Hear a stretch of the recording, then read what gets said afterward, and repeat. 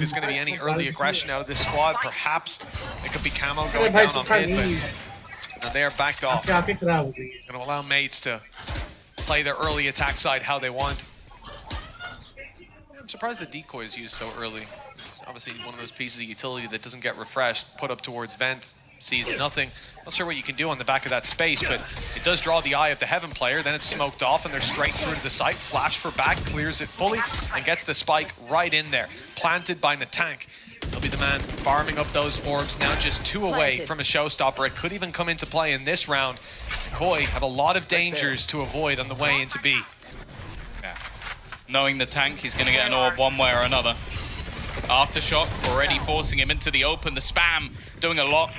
Takes down Kadabra. And in fact, there's a few low players now for the side of mates. This retake looking good so far. Hero needed, and already Camo's going to get another. Whalers trying to fight back alongside Bayaz, but they are being picked apart. And now the in-game leader has to try and fight versus 3, and it isn't going to be happening. A stellar retake from the side of Koi, as they'll clean that one up nicely. But as said, that was a bonus. It's still, again, a stronger bonus than, say, some weaker weaponry, but it's still going to be a comfortable buy-in for the next round. I have to say, Grabinho's been really impressing me. I thought first round of Sunset, he was fantastic with the utility he put out. Since then, it was hit or miss on that map. But here, I feel like in a lot of the rounds where they have needed somebody to step up, he's been the one. He kicked off with 2 rounds in a row, the win streak that they had in that last half, which is a large reason of why it's even close right now. I think at least like close to half the rounds, he's the main player I look to for the reason they took it across the line.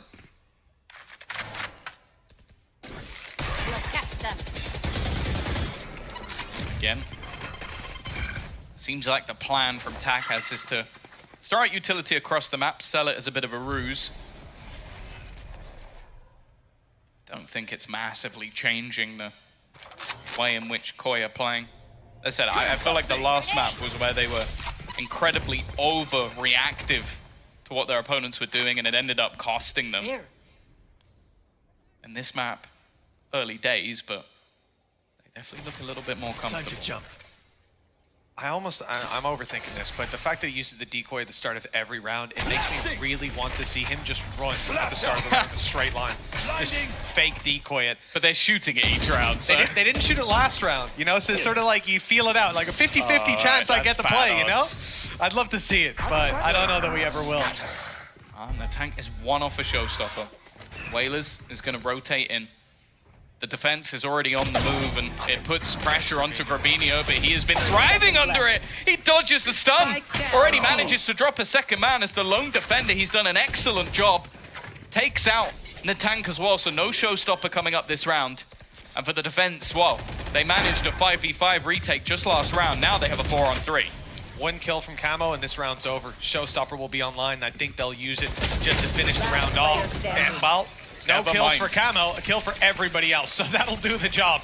No need to pull that rocket launcher out, and in fact, the defuse, well, they're debating who it's going to, and it looks like Rolling Thunder is the choice. Makes sense as well. If you're going to send a player forward to grab an orb even, you ain't going to do it with Shadow before you do it with Camo. Yeah, he might take an early fight, but also there's the... It's what they would probably prefer in the retakes, because that's a lot of what the game plan has been for Koi. I think both ults are effective, but that's one that can create some pretty awkward scenarios for the defense. And while it is starting to look a little bit awkward, 2 rounds cleanly taken from Koi. Economy will start now to build, and I guess the main threat, again, that showstopper, but I'm always going to look at the Guardian of Takas. This guy just seems so clean with that weapon in particular. Again, throwing out a little bit of utility towards this A side, but I think Koi now just watch it go by and go, okay, that's there, that's cool. Lurk on A hasn't found any success. Dropped immediately in a round like this. That's where you really want to be able to thread the needle. Push up spotted. They know that Takas is close, ready for the fight. But Shados, well handled, dodges the stun nade combo. Not the first part, but the main part. The nade not doing damage to him. And now, you're in a bit of an awkward spot in this attack, blocked out by that utility for another few seconds. Once it goes down, you ain't going to be using that showstopper unless a few kills go your way. For Gentlemates, They see some guns on the floor. One of those was Takas's moments ago, but it is far out of reach with Shados locking down the control. Another Andalucia flawless, and now the lead in Koi's hands.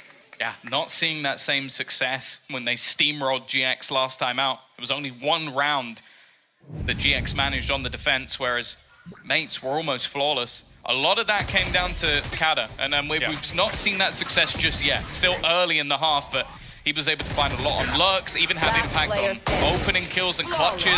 Nice, let's go! But right now, it seems like Koi are building further and further into this game. The mistakes of the last half not quite coming back to bite them just yet. Again, I'm looking at the ults.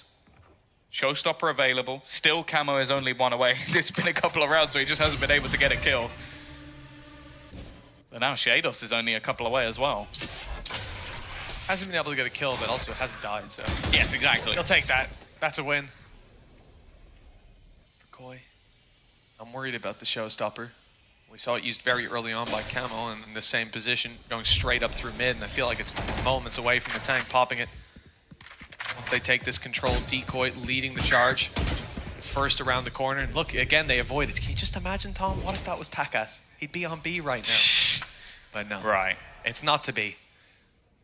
Again, they're trying to sell these fakes. They're trying to push and pull their opponents. They send that decoy up. It makes a player go towards B. Then they run towards the vents. But the thing is, Koi are now re-aggressing, taking map control of their own. Grabini, I think he just spotted a pixel. That's a spike on the deck. And he's just wiped them out. There's still a second man. They didn't even know. The Shadows is just waiting around this corner. The showstop finally eliminated him, but the round's done. It's already over. They used an ultimate to clear a player, and he took 3 before they even got close. And he damn well was close to taking the tank as well. If he's 2 meters further back, he's got enough time for 1 or 2 more bullets. Wow, what a round. As I said, Rubinho's been responsible for a lot of the big rounds out of Koi so far. He still hasn't got his kill. He still hasn't seen anyone. He's just, oh, there we go. He's got an orb. So he finally got it. He's just bored at this point. But hell, you'll take a win, even if it comes with a bit of boredom, because your teammates are cleaning up. This is so impressive. Continuation of the spray into the swing of Whalers. Shados is that guy who's at the very front of the cinema. Like, he's got neck pain just from watching that. Timeout for Gentlemates. 4 rounds in a row. As I said, we've seen streaks already throughout this map. It wouldn't be impossible for them to turn the tide, but this has looked a little bit stale, a little bit stagnant. And again, they're trying to do what they did on the last map. They're trying to go for these plays, condition their opponents into rotating, and because they haven't had any success, Koi are just sitting there. They're not falling for any of the fake outs, they're not falling for any of the TPs, and they're even re-aggressing now. They're getting more and more confident as the rounds go on, like taking that B main control late in the round, knowing that there wasn't anybody there in the last part. The mid control wasn't really... That was the thing. That was a full mid take where they get vents control and even get towards B heaven, and then Gentlemates give it all up to go back to B, but they don't know what control they've lost. Yeah, it's those gaps, the fog of war in play. And it's been hard for Gentlemates here on the attack to find value. 4 in a row. Some off defuses, some off time, some off kills. Doesn't seem to matter. Koi have got the solution.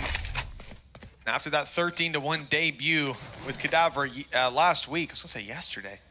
Jeez, that'd be a tough turnaround. It certainly stalled out up against Koi. As I said, a few swing rounds in the back of Koi's mind over on Sunset that this could already be looking like a 2-0, but they are fighting for a 3rd map, fighting to take us all the way to Lotus. For now, a 2-round lead, 3 more to go. Spike drop. Well, they're gonna know that Bears is there, that's for sure. Again, a similar hold from Koi. There, bring them down. I think removing that Yoru for extra information. Starzo. Their assistant coach was saying he's going crazy. Thank you, Kukuku. And it does seem like he's looking to do that here. Nice paranoia. That makes it very hard to fight Heaven at this point, and it's all a fake from this attacking side. That space given up means players aren't ready. for this heaven split to come through. Look at the positions. Shados, oh, he gets baited out. The decoy survives, and it's Grabinho again with the pressure on his back. Showstopper out of camo. Oh, it's a nice shot, but too far away by an inch. Cadaver survives on 13. That's the spike still under their control. They're going back and again. A fake They're so towards lost. A fake back towards B. Taka's taking space in the spawn, and now they're back towards B again. It has been like a yo-yo, and all the while, Grabinho is still sat here, still waiting. Taka's doing everything he can, but 12 seconds left. The spike needs to be planted. Grabinho's already found the first, and he's looking for more, but the plant's undeniable at this point. And as he extends out to stop it, he's dropped. Starzo, the last man standing. 1 versus 3, some damage done, and utility not in play for these attackers. But in heads-up aim duels, they've got the bodies to pull this across the line, and the time ticking down. The flank from Kadavra using his low HP to avoid the fight, but he might be needed. In fact, he will be. The one that closes out the round. A narrow margin for Mates, a little bit of chaos in the mid-round, but they got there in the end. A little bit. This whole round was chaos. I think it just comes down to, again, Takas with that Sheriff. I went a little bit quiet, but just the fact that the timing here was good, but him able to catch 2 players rotating, that was the problem. Other than that, I think this round falls apart. Like, you can see, if you watch where Kadavra is on the map with the spike, he's going back and forth the entire round, doesn't know where they're going. It wasn't like a clean call this time, but when a player is able to pop off like that, it's definitely going to help them out. And well, it seems like Koi want to hit rewind on that one and try and bring something into this next round, because that was a rough one to lose. Yeah, it was a tough one. It really was. And with 1 round in between them now, Mates are hot on their heels. Credits are still good on that defensive side. Yeah. They're a little streak of rounds and How some many rounds did Camo Andalusia die? flawless. Yeah, right? They certainly got some cash still to work with, some weaponry still in the bank, and even a round loss here, they'll be able to bounce back for another buy round. So they have quite a bit of runway ahead of them, but they need to be very careful not to stall out. This is the time to put that engine up to 7th gear. I think that higher is better, right? I don't know how to drive. Sure. Cars have 7 gears. I think a lot of them will have 6. Damn it. But it would depend on the car. It's a special car. It's a Also, really fast one. you have to put the gears up the faster you're going, so you have to already be be going there. fast to Oh, if you then just hit 7, get it. you ain't going anywhere. Yeah, no, if you hit 7th, you'd probably break your car.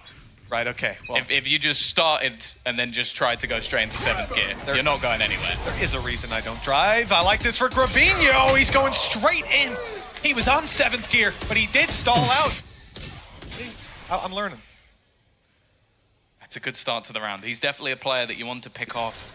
Again, though, it's not just going to be sitting pretty for the side. Boy. And they managed to clear the site with the Omen ultimate. That will give them a lot of information that the back is already clear. Going to try and push into this one, give the space over. The game of chicken in middle could be everything. But with a rolling thunder on either side, mainly going to come down to who can clutch this one out. That's actually going to work out. Shadow peeks, and now they're still waiting for Kadavra. Starzo so patient with it that this now becomes a man advantage. Spike still not planted. Do they check a corner again? There's been so many off angles, and they're using their ultimates. They're trying to clear absolutely everything. This man is still sat there, still waiting, just looking for the moment to strike. There's no way that Starzo is going to peek this. There's absolutely no chance they have any idea. He's just waiting for the right moment to try and strike. It's only going to be 1-0. A snapshot back from Shados, and still Koi will win the round. Oh, that is devastating. Takas is going to be kicking himself. He had everything, the trigger discipline to let them pass. Always kill Shados first. That's it. He's got the fastest reactions on the server. He spun on a dime, heard that first shot, went, that's not one of my boys. Immediately on him. Oh man, I mean, that was a round-winning play. 9 times out of 10, you walk out with a success there. The fact they took so long to go through and he still didn't fire was ridiculous. They're waiting for Kata. They're biding their time on the way through, and look, oh, that was nasty. An extra second adjusting, the round is gone. But Koya found themselves 11-9. I said if they lost the round, they'd be able to buy right back up. And that was true for Koi. It was not true for Gentlemates. They're left to classics on a lot of these players with 2 rifles invested where they can. Very tough one to find victory in, although one that they have a pretty high success rate up against Koi, even with weaker weapons than this. Yeah, you're looking at Takas. He's the guy in these sort of rounds that seems to come up big. Let him off the leash. Be that little bit more aggressive. Again, though, Koi happy to go walkabouts. They've been claiming this orb quite regularly. The B site already locked out, and I don't think they're gonna catch much, well, other than the trip. This time, they've actually managed to dodge the haunt as well. This is gonna sell some fake information. That might just give the space over to mates, and more Takas. It's all gonna be on timing, really. Success Takas found from top heaven was crazy in a lot of these rounds. He had the op, and he had an open fight instead. This time, it's Shadow walking backwards into Takas, who had thread the needle through the vents. He's forced down for a moment, but he'll be right back into the action with a gate crash to the A site. He's here to support. And what a nasty play by the tank. They're somehow not ready, despite the space they've conceded, for someone to be in screens. And Takas below taking an easy frag on camo. Shados, well, the pit has just fallen, and he's still close by. I don't think he's going for this one. No, I don't really blame him. And it's weird because I feel like in a lot of the buy rounds, Koi have been so methodical, so careful. Like, think about the loss. Okay, there was a player that went unchecked, but it was the second player they were clearing that went amiss. And then this time it's like you have players rotating that don't have their guns out. Like, you know that you're up against pistols. You know that there's going to be riskier plays in the fashion of which Gentlemates have been doing all the way through the series, and Koi still get caught out by them. It's a big round again from Takas. I genuinely think he's had more kills in this half in low buy rounds than he has had in rifle rounds. You might be right. I think it might be getting the bar. Just a little bit. I don't know, it looks pretty chill. The food is still there. It's intact. Yeah, it's not. When that's off or flying in the air or... Oh, we know it's going downhill. Maybe then. an arrow's his face. You just see him, he's been like pied. We'll pass it to the face. Well, 11-10. One round between them. Rolling Thunder for Bayaz. No other ultis online. Rifles for Koi, but credits now creeping low. Still, Shados stacked and good money on Shadow. They might be able to piece together something for the next round, but it's a matter of taste. It's like Mate's set to equalize. But here on the attack, a new direction. 4, soon to be 5 players setting their sights on the A side, and I don't think they've been this direct. Certainly not without mid control in a little while. No, you can see that it's being searched for. They're looking to use these ultimates, maybe put a stun in tandem. I'm back. Site will be under their control. Rolling Thunder for the post plant. It's definitely going to be helpful with no lugs. It could be problem. Actually, yeah, they're going to use it straight away. Wanting to try and capitalize instead. Kadabra peeking. We'll put this advantage now with Koi. Yeah, Camo dodged the ult, and well, with an op in hand, it's an easy kill. 2 players towards top heaven. It's mainly the tank that needs to cut this retake off. Up top, Whalers got Shadow through the smoke wall, drops in the tank straight onto Grabinho. And now, a tough choice for Koi to even go for it or not. Camo, though, finding the kill, spurs them on. They need to root Bayaz out of position and have no knowledge of where he's gone. Indeed, without that extra kill, without the overpeak, there's no way in. Koi will save, and Mates have found it. 11-11, neck and neck. Yeah, I think it's another scenario where you have to give credit to Whalers for high impact kills. After the opener went the other way, him just being able to, I think he killed, was the second guy through the smoke? It was through the smoke. He on the very left side. Look, oh, here it is. Yeah, he did. And it was 175. He got him in the head, then the body. Through the wall, the first shot, I believe, would have been. Either way, him being able to deny that attempted retake has put them back level. As I said, this game has been streaks of rounds, and they're looking to continue that. 2 more, they take this series, put themselves further up the board. Starzo, well, maybe a little bit of an opportunity, but not going to be anything. Here. The ops back in Takas's hands, where he's found a lot of success in the same position, albeit pointed in the other direction. Closed. Ooh, nice tags 56 HP left on Shadow. Deep Flash doesn't catch close. Kata's good for the first. The other players had fallen back. The one-to-one trades with damage onto Shados. It's not the end of the world. I think Koi have gotten out of this one in a pretty good position. If Takas was still close by, I think advantage would be with the attackers. Shadows being low is the only real problem. Camo's kept this aggressive position. It's just whether he gives it up. And look at the timing. The timing he gives it up. And then the swing out from the tank. The pre-fire. Well, he's looking to clear the angle that Shados was in before.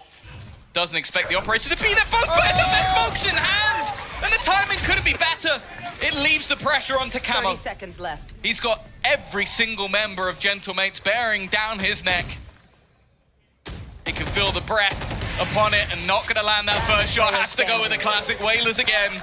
It leaves Starzo to try and save them. Otherwise, 12 is on the board. Spike Might have just found a gap, found a timing. First kill goes his way. Takas is there on the swing, waiting for some form of contact. We'll catch them. And now the C's is going to be thrown through just to try and isolate another battle. Where are you? Has the information of where both players are, but they're going to peek him together. The mates take it 12, one away from this series being done. It was a long road to this point, but now match and series point within their grasp. Gentlemates have stumbled in some rounds, but, well, Koi did just the same. And it seems like the narrow gap is leaning towards that attacking side now. Coming into this round with a showstopper on the tank. 2 other ultimates. Well, impact will be questionable. Tough to find. And here's the thing for Koi, those kills found in the last by Camo. He picked up a few, he died, and he's now just 1 away from a showstopper of his own. Getting that online early could be huge. We'll see if he'll be able to manage that. Very tough round for them, at least. Still having a couple of credits left to use. So full shields and rifles. And at, well, an inopportune moment. First thing my eye went to is, where's Kata's water cup? But he hasn't done it 2 weeks in a row. Can we see if there is pasta on the ceiling? Koi Coach Cam. I just need to know. There's tissues on the way. If something has gone flying in that room, because it seemed dangerously close all the way through this match. But yeah, and an opportune moment for a pause for the Gentlemates. They have continued the momentum of the last couple of rounds. A hero play, and that's the thing. It's like there are some matches where you watch it back as Koi and you go, okay, we made a slight mistake there. I think if they end up losing this on 13-11, back-to-back 13-11s, there's going to be blatantly obvious stuff that went wrong. Like clinical mistakes, losing to ecos multiple times. Like these are things that are more fundamental problems. If they bring it back, show their true colors, because we've seen it throughout the game. They've had, like, I think Corbinio again, it has been a highlight.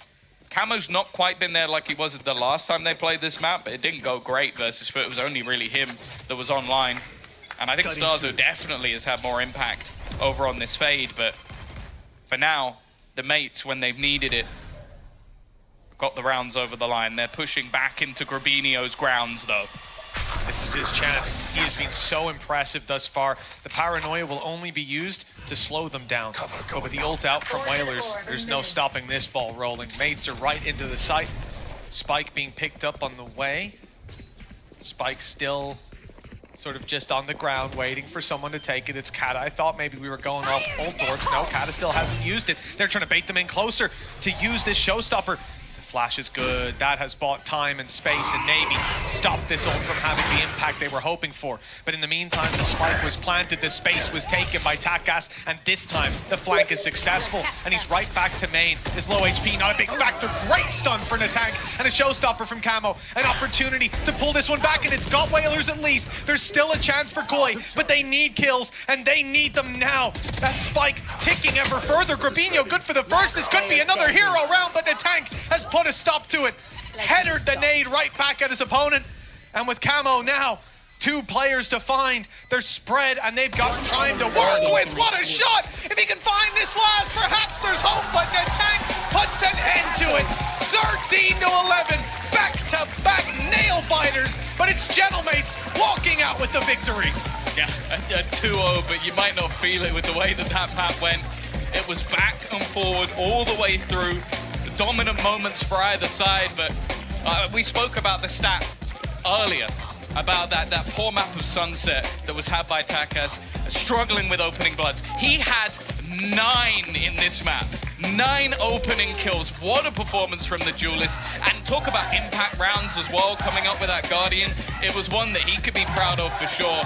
And for Mates, obviously having to deal with a quick change of coach at very short notice, this was an impressive performance. Yeah, I mean, on the side of Koi as well, with the season that we started out on, I think they've done a splendid job to be able to course correct their slogan out, giving hugs, as they're happy to have taken this across the line at 2-0. It's good for their map differential. It's a great statement. Takas looking on the duelist, absolutely flawless in those early fights. His operator is dangerous.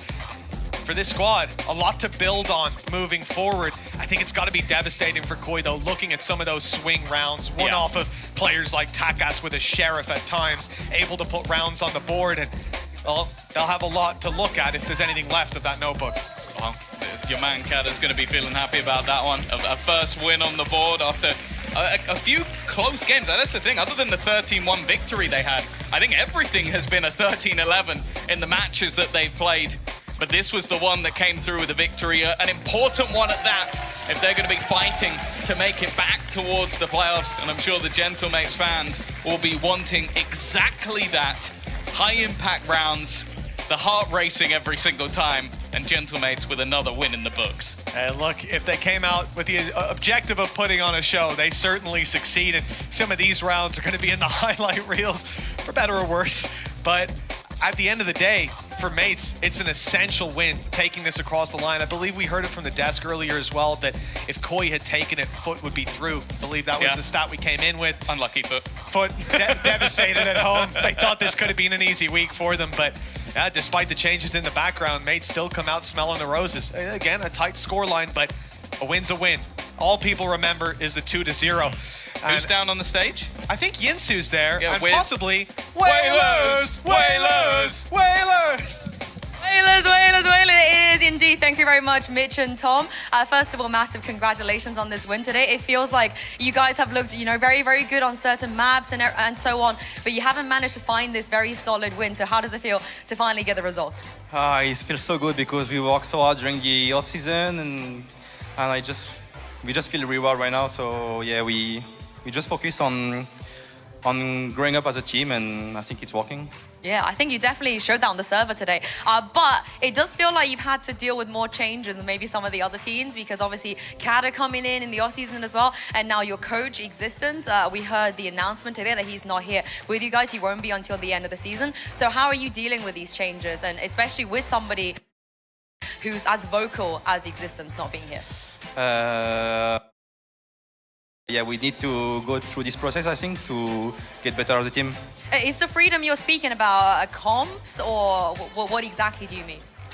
Just overall, not comps, but like making move. Don't be afraid to just triple pick, even if it's 3v1. Like just some stupid stuff. But I don't know, we just need to get confidence back, and I think we get some confidence back. So yeah, we just gonna try to step up on it. Kind of more risky things, is that what you mean? Exactly, taking more risk in game, yeah. Having the confidence. Exactly. I wanted to ask you as well, because I know, being a pro player in this league on the stage, there will be times in your career where you have to face some criticism. And I think you've definitely faced that yourself. So how have you been able to deal with that? Because I'm sure you wanted to get more wins last stage and you didn't manage to do that. I mean, I'm pro player since like 10 years almost now. So yeah, I'm not getting affected about people watching on social media and stuff. So we just focus on the team, and we're just working. I mean, if you're winning, nobody's going to say anything bad about you, are they? And I also wanted to ask about Cadaver as well, because obviously he's very flexible, and you've also had to learn to be really flexible as well. So what's it like to have him on your team? He's very vocal. That was needed actually, and yeah, he brings a lot of energy, and I don't know. I think like the mix of all of how can I say, personality in game like fit pretty well. So yeah, I'm just so proud of the team right now. The vibes are good. The Exactly. vibes are good? Exactly. And last question I wanted to ask you is Natank. We're such a big fan of him playing that stage. A little bit upset to see him not play the stage last week, and he's back on the wall again. So what was the reason for that change? I can't say anything about it, but yeah, he's a good stage player for sure. Are you happy about him being back on that wall? Yeah, I mean, I'm happy with him playing duelist. Any character, like I'm still proud of him. I mean, he's been doing very well. Thank you very much, Wayless, for joining me. Congratulations once again. That was a great game today, but we have more, you guys. You heard it from the crowd. They were cheering because Fnatic and KC will be taking the stage right after this.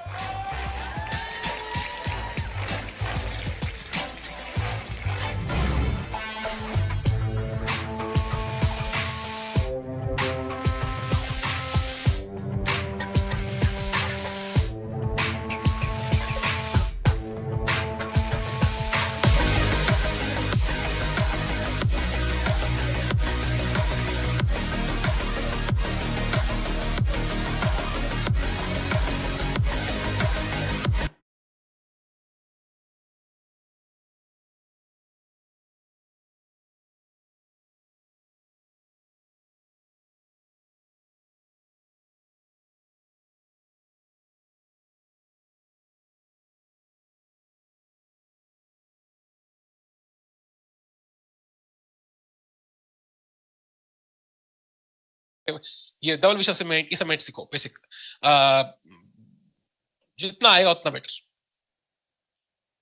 सुनाई दे रहा है क्या नहीं body language very important in poker game that's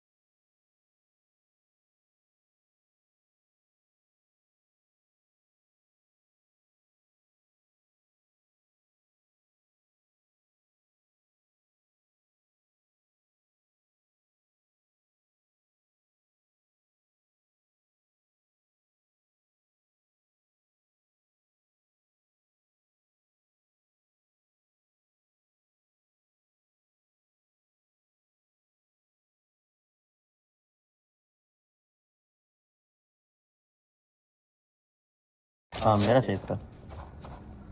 I don't think everyone saved.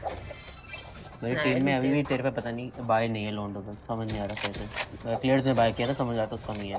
Can you nade when they execute?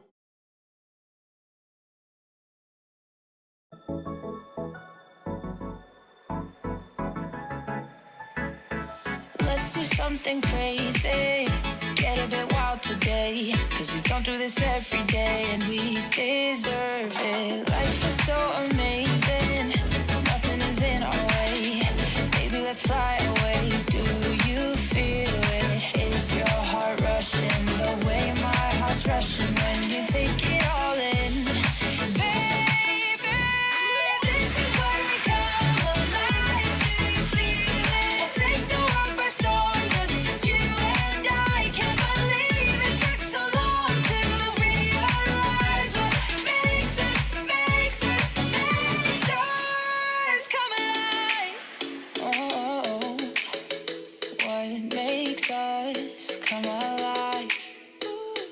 Let's break some rules. No, we don't always have to be good. Don't always have to do things that we should. We'll feed the fire. Let's see it through and let go of what's holding us back. Just light it up and we'll burn through the past and take it higher. Is your heart rushing the way my heart's rushing when you take it all in? Baby, this is where we come alive. Do you feel it? Take the world by storm, just you and I. You and I.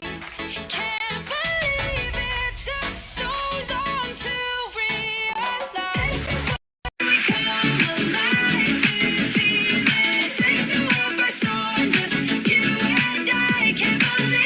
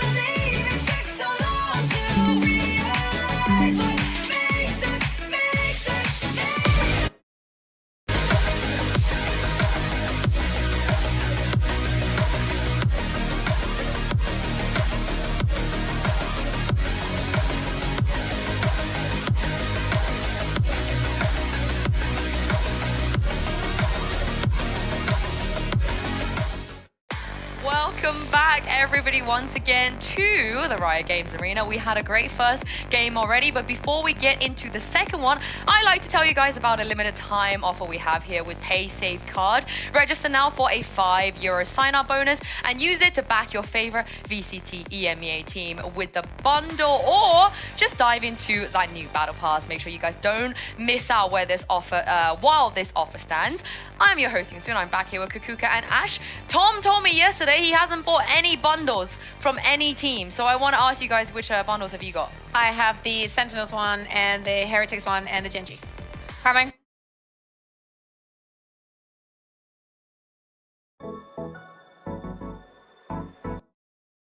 One. But yes, let's talk about this match coming up. Obviously, with the Gentlemates win, that means no team can lock in today. That's great. That's what we It is amazing. We love that. So Foot and Fnatic, they still have to wait for next week's result. And I feel like this kind of shows us just how close everything is. There is a world where Koi can still make it, where Giant X can still make it. It's beautiful. There is a world, hear me out, where Koi can make it on top of Navi. I am telling you, there is a world in which Navi does not make playoffs and Koi go instead of them. And we will find out eventually. Are you living in that world, Ash? Are you there? I'm kind of living in that world because when you think about the results for Navi this split, and it's not looking too great, and I feel like everyone's kind of hopping on that Koi train right now. I'm on the Koi train. I'm on the Koi train. We're for Liquid, you know? We're here for the show. If everything is We're like here for the super plot. done, exactly. We do it for the plot. We won the miracle run. But let's talk about this match, Fnatic versus KC.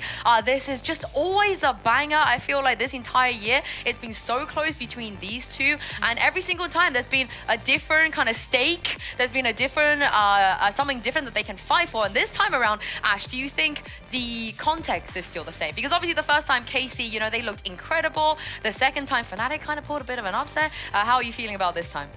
I feel like the context is pretty similar, but at this time, I'm expecting it to go to that third map. The last two times, they managed to take each other out 2-0. I want to see this series go the distance with this mini rivalry that's built up between the two teams. I think this is also the perfect week to see this head-to-head. I think that both of them have innovated a little bit in this, you know, after this break that Casey did have, but Fnatic didn't. And we're still trying to find out where we would position them on the board, like who's on top of who. I'm glad you mentioned innovation, because for those of you that weren't here when Fnatic were innovating, they were setting the meta, they were doing absolutely crazy things that literally everyone else around the world would copy and try and make it their own. This year, not so much. We didn't see as much of that from Fnatic, but also on the other side for KC, they were innovating in EMEA. They were doing things that everyone else was copying, and it feels like we finally arrived at a point, Ash, where they could go head-to-head and see who can out-innovate who. So let's start with Fnatic. Yeah, this was a really cool comp that Fnatic pulled out on Ascent in their matchup against Vitality. And I know we're looking at it. We have our eyes on Chronicle on that deadlock. That's the big piece that we have to look towards. And it was pretty interesting to see some of the strategies that were being pulled out. In this run in particular, we see the anti-KO ultimate setup here, where they've got Durka alone on that B site with both of the Sentinels setting up that trap utility, just able to buy him that time when the execution does come through and allow for more time for the rest of the Fnatic to actually get the rotation down. And it just allows Durka to find those 2 picks to their backside as well, with the players that are pushing over towards sidewalk here that you'll see in just a moment. 2 quick picks. And it's just how the traps there from the deadlock were paired with the tripwire as well. And the Fnatic boys, I mean, they're coming in. They're excited. I'm looking forward to seeing what else they can do with it. But we also didn't see the full depth from that composition either, because Chronicle was also often playing in front of his utility. So I'm excited to see if this map does come back out, what more they have in store. This is the thing though, this is why this is a very pivotal moment for them, right? Because it feels like in the beginning of this year, they were getting a lot of flack for not changing things. They were still running the same comp on almost all of their maps compared to last year. And Ash, this feels like the old Fnatic again. They're back. They're trying new things again. They want to set their own meta. Yeah, they really do. And it's also while they're having Hero come in here as well in place of Leo. And I feel like that's also a lot of pressure on this rookie player to come in, step in into a Fnatic that has so much experience. But not only that, they're also taking it to the next level in how they're looking to build their compositions. I mean, this also, Haven, we ended up seeing Haven. They're just kind of getting the ball rolling. But I want to put you to the test, Ash. I want you to put your coach's hat on for a second, Okay. you know? Imagine you're Elma, you're Mini, you're there. You want to innovate a little bit more when it comes to Fnatic. So which map would you kind of try new things on? And what agents would you have these boys play? Well, I think we got to look towards the Icebox because there's a really funky comp last time around. We saw Durka on that Reyna. It fell very, very flat. And you and I were actually having a conversation last night about Fnatic on Icebox. And we do this a lot every night, you know, before we go to bed. Yeah. Yeah, it's our nightcap, right? Some pillow talk there. Oh my God, that lineup. But Durka has not played Fnatic have not run a composition without a Jet or a Chamber since Durka joined back in April of 2021. So I actually want to look towards this Icebox, and I'm going to keep some key elements, but Alpha did pop off on that ISO on Haven. I do actually want to see him slotting into the duelist role here for Icebox. I think there's really cool opportunities to use that contingency, that wall, to actually try and scale up over towards B Long, for example, or even pushing onto that A site there as well. Boaster, we're going to keep him on the Viper. We're going to... Viper, you don't really see many teams running composition without her on this map, and I think it's a staple that we do still have to maintain. Talent. Any opportunity to mention Christine? Yeah. I'll show. But Chronicle's going to go back, and he's going to stick on that Sova there as well. We're going to keep that. We're going to want to innovate too much. We're still bringing a little bit of spice, but we're keeping it comfortable here as well. And Durka, I actually want to place him back on that Chamber since we're not going to be seeing Alpha on the KJ. And then I'm going to keep Hero on the Gecko because I do quite like the idea of just being able to even have that Gecko get that wingman down. Plant I really like this. Yeah, I feel like it's a pretty far. You got me with the chamber. You got me with the chamber. I really like this. Like, I want to see, especially knowing how electric Alpha is, how the mid would be controlled on the defense and everything. This, you should sell this. Yeah. It was pick her up. I actually really enjoy this, and I hope Minnie, Elma, if you're watching, you'll let them have the credit, right? Yeah. It was a team effort. Minnie was DMing me. This is all him. I'm gonna have a word with Minnie. Why are you DMing my girl, Minnie? Come on. But let's talk about the other side of this because while Fnatic were kind of, getting their swing back into things, Kukuka, Casey, they were not shy coming into this year. Oh yeah, there were so many things about KC that made us go crazy at the beginning of the year. How about, hear me out, think about kickoff. I know it sounds millions of years away, but they were the only team here in EMEA that ran Gecko on Icebox or on Sunset. Can you imagine right now how the rest of the world has been shaping in our region to not see those agents there that have been so important? Also, we saw them running the Yoru and the Astra on Split. They were the only team. Just now, we just saw Gentlemates getting the win with that Yoru, and it's that innovation that made us, love the team. We were so excited to see the Eng method and how that was going to suit with the rest. Now we want to see that happen again. Okay, I'm gonna put you to the same test because Ash was cooking. So I feel like what map and also what agents? I went for Sunset. Am I expecting to see Sunset today? No, and if you did, then you've been missing out on who bans what. But so I went for Sunset because they changed the composition the last week, and we saw them play in with Jet and Braze.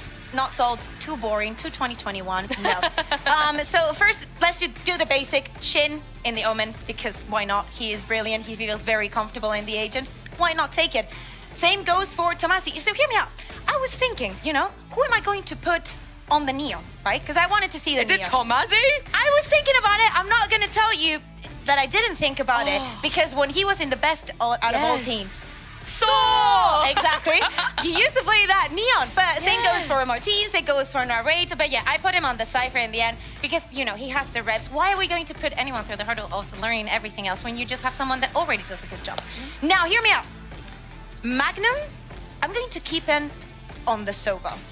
I think that the Sova has proved its worth in the map. I think that there is so many things that you can do with it, and with the rest, you're not going to need the flashes. Because what I've done is I've put Narrate on the Neon, right? Yeah, okay, I'm following. And then, obviously, last but not least, Yoru? Is Martin on the ISO. Oh! Now, hear me out. Just think about the Sunset that we just saw with all those fights on to middle. Just imagine Martin, and if you want some nightmare fuel, just think about going in ranked and getting Martin on ISO and Narint on Neon, and they're in the opposite team. I am sorry. This is very meta. I feel like Right? this I could can be see this- something. I can see this working. People will be yoinking this. People will be yoinking this. I like it. Yeah. But I feel like if you triple duelist this and put Yeah. Tomasi- Hear me out. We can also put like. I can't really like it like this. Yeah, I do like it. I I don't know why I'm trying to really like it. shake it up, but Stun, you have the walls for walking in, like the contingency. Like there's so many things that you can do with this. I love it. I do like it. But here's my question though: is this something that you feel like they both need to keep doing? Do they have to keep changing, keep evolving, keep doing new, basically doing the Na'Vi 2023? Is that? Is that the solve? Is that the solve, you think? Is that the win condition? I'll start with you, Ash, because Kuka is I'm sorry, my preoccupied. attention span is- But yeah, is that the win condition for both of these teams? Do they need to constantly reinvent the wheel? I do think that, I don't know if it's necessarily a win condition, but I do think that, you know what, I'll say I think it is a little bit of a win condition for both these teams, because I feel like that's where we see both these teams shine, is when they can get ahead of that meta, they can catch their opponents off guard, because they do tend to be those leaders within the meta within our region and globally as well, as we've seen from both these teams, right? So I think there is that expectation of, okay, once they start doing these new things, people start to fall in their footsteps, they get the reads on them, but they really do pop off when they are able to shake things up and catch their opponents off guard. I think that the priority list are a little bit different. For Fnatic, I think it's going back into shape, into form. I don't think it has to do that much with the compositions, but actually about what we see in game. We just want to see them comfortable. If you change something or if you don't, the important is that everybody knows what they have to do, that everything is in synergy, because we know that Fnatic has what it takes. If you take these players pound by pound, like there's such sharp shooters, it's very difficult to go up against them. And we can say the same about KC, but I think that for them, it's just like finding that core identity. They have so many good fundamentals. Their retakes are one of the best, if not the best, in the region. I think that it is a point in their favor how flexible they have proven they are. To me, it also goes towards Magnum in this sense. I feel like the plan sometimes is so bright, is so crisp, and sometimes is the mid-round in that they're a little bit like, but that literally is sold by reps. With reps. Honestly, I am willing to go out the limb and say that Magnum calls the best fakes out of everybody. Okay. His fakes are insane. Yeah. Like, he catches everybody off guard with them. And very quickly, who's playing ISO on KC? We know who's going to do it on Fnatic. I'm Who's going to doing say it on KC? Martin. I want to say You want to go narrate. narrate? I'll go Tomasi. Yeah, I'll okay. go Tomasi. But this is a thing. It's going to be the third time these two teams face each other this year, and it's always been a banger. There is going to be a score to settle between the two of them, and of course, a spot at playoffs as well. It's time to bring our Fnatic and Carmichael onto the stage.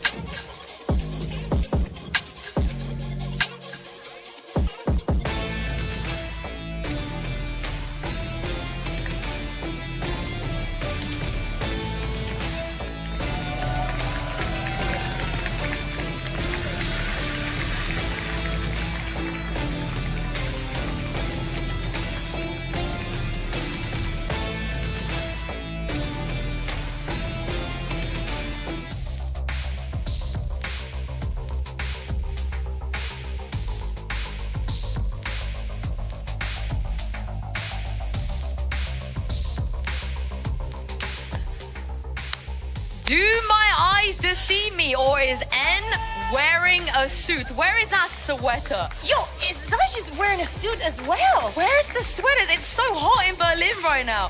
I need to know the lore. I need to know the lore behind this. But before that, let's talk about the map vetoes, because there's options here. Fnatic, they will ban Sunset, I'm pretty sure, but what will KC ban?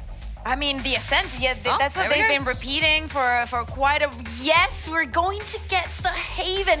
I am so excited to see something new coming in from KC, and they've decided themselves to go for Lotus. And Fnatic left the Icebox as an option at the end. I'm very surprised, Ash, like you were talking about, their last Icebox, it didn't look good.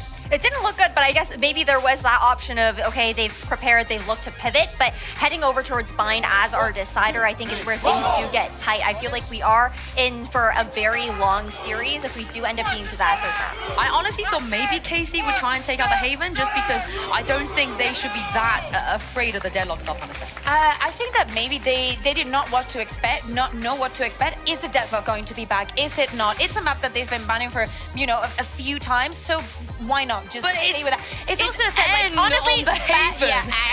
Yeah, but hear me out. It's a different team. It's Egg. He didn't lose. Oh, this is adorable. Here we go again. Whose turn is it today? I mean, for the people that aren't super aware, back in the days when N was coaching Gambit, they absolutely hated Haven. They would avoid it every chance they got, unless it was a best of 5 when they had no choice. But like you said, it was a 100% win rate when they were back then. It was also the place where when Gambit were 12-0 up, N called a timeout when they were 12-0 up. Hear me out. When Wrecker went on that arena, he didn't know how to dismiss. I can tell you there's a few people here that know how to do so. Well, let's take a look at Agent Select here and see what are we gonna get. Is this loud? Are we looking at loud? It feels like it right now. I mean, Tomasi on the Harbor coming in here for Carmine Core. I'm looking forward to seeing how they're able to scale up these sites, especially with Martine being able to flash through some of these walls there as well. Running the double wall is something that we have yet to see here on Haven in this region. I don't think Tomasi has ever played the Harbor before. I don't think I so might either. be wrong, but I don't think so. Like we've seen him, of course, on the Cypher and whatnot, just playing as a Sentinel. But this is massive for them. I was kind of hoping and praying for the Neon because we still have not seen it from KC. This is also the very first time we're seeing Shin play anything but Omen this season for Carmine Core, which is a big change. We've seen how important his paranoias have been for this team. Well, talk about innovation. This is exactly what we wanted to see from KC. And also 2 casters as well to take you guys through this. Over to you, Pansy and Steel. Thank you so much. This is a certified banger between these two. A lot on the line here, Josh. Some high expectations. Kicking off on Haven, we've seen Fnatic very recently in this sort of situation. We saw Alpha, an absolute highlight, looking locked in on that ISO. But away from Fnatic, talk to me about this Carmine Core composition. What do you make of this? It's the loud comp with a twist. So they're putting Gecko and Euro in instead of the Jet in the sky. We're going to see a lot of flashes, a lot of attack side misdirection, fakes, map control, with strong burst potential with all those flashes. And defense, very proactive. Euro, Gecko, Harbor in the pack. So much to be seen between these two. A real litmus test of who is towards the top. Carmine Core from the start of the year, one of the teams to watch. Fnatic, but he was vulnerable because of the Viper Molly and got 1 tap because of it. Beautiful. That's a start you'll love to see for Carmine Core. Now, what do they do from this point forward? Still so much utility to invest and a lot to achieve, though. It's Boaster. Just a lot on his shoulders. Martin, aware of this. Wingman's going in. Can't really... Oh, actually, no. Boaster does get to deny that. So Spike's down in their hands. A lot of players now here. Lil look towards Hero as well. Wonder if he gets that next layer of pressure on his shoulders over towards Garage, but he's got to be careful about this. Could be... Oh, the timing. They've really slipped up. Oh, wow. Tomasi, another step in the right direction. They got options now, but that Spike's still an issue.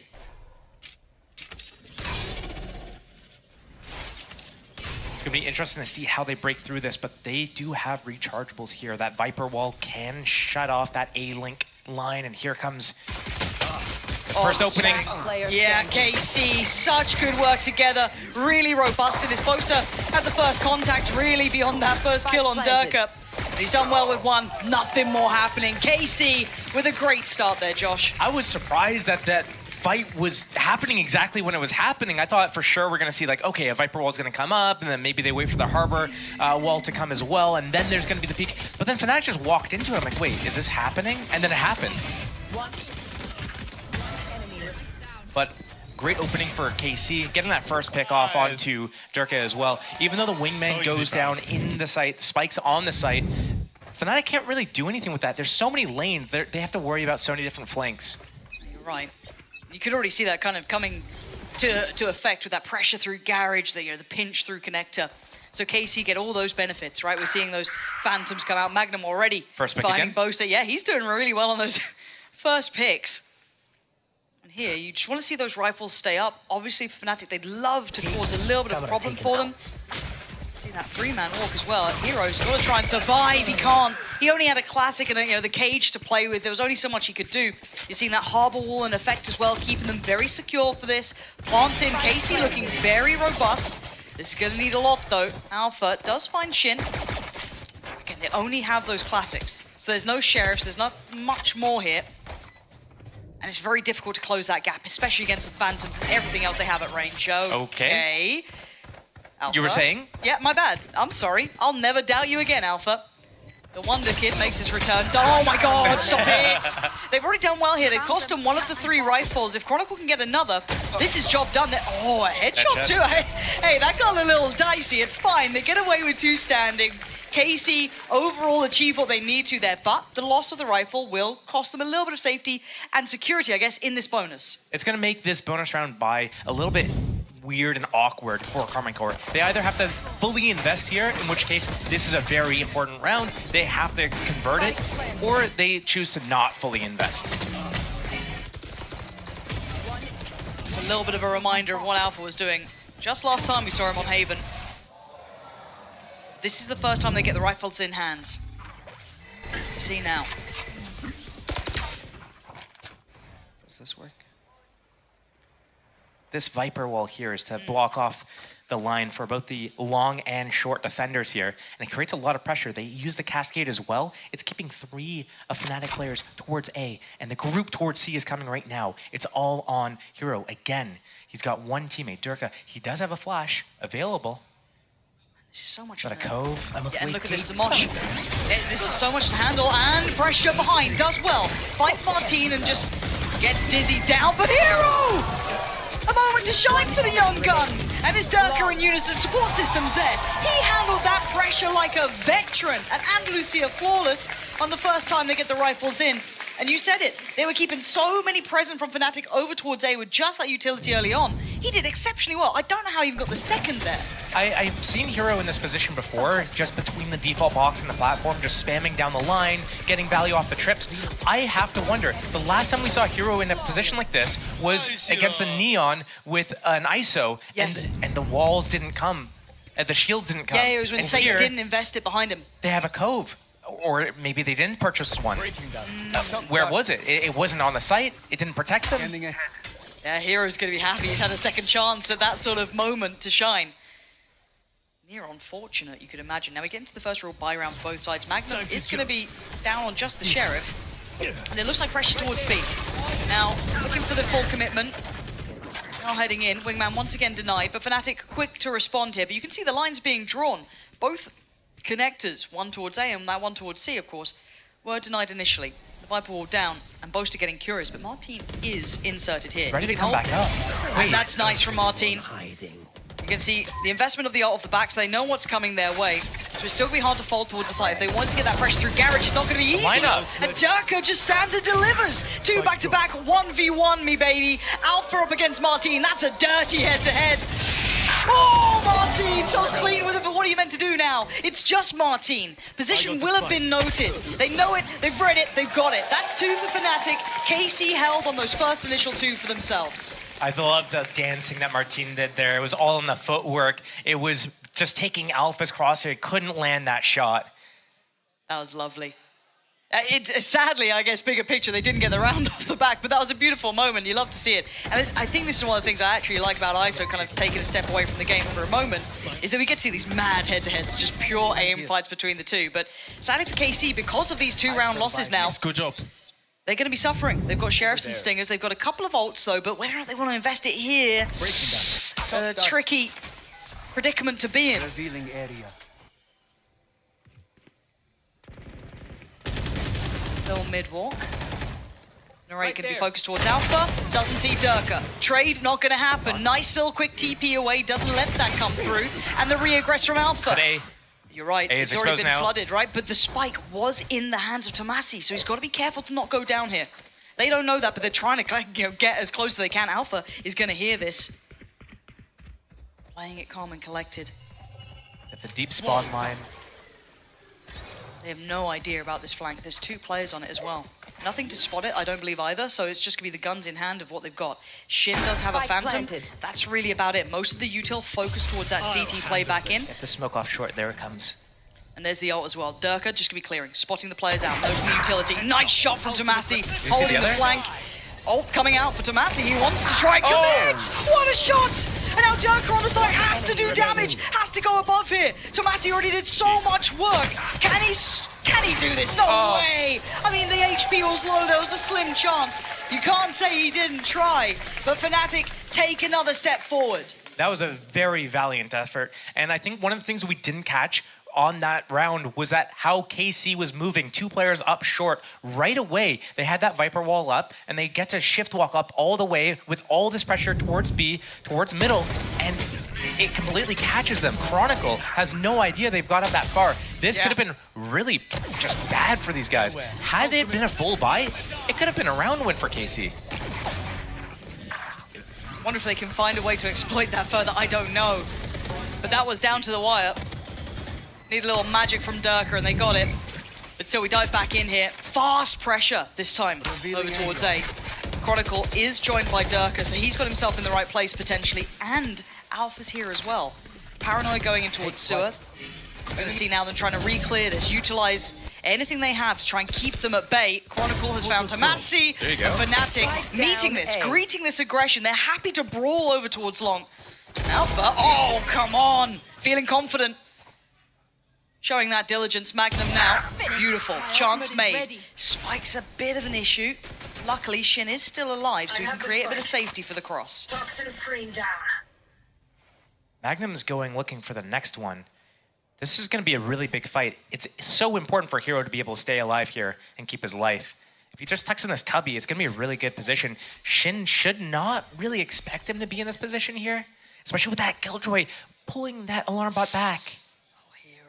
It's on his shoulders. This one kill. Check Shin. He checked, he sped up, he tried to clear it, but still, now you know where Magnum is as well. Doesn't need to overdo anything here. The cross is already being watched as well. The support coming in through Garage. Magnum is going to have to pull off some heroics. Not going to happen. Fnatic, that time willing to challenge over towards long. Those little things that players will do to kind of give you every edge. Magnum pulling away his alarm bot in that position.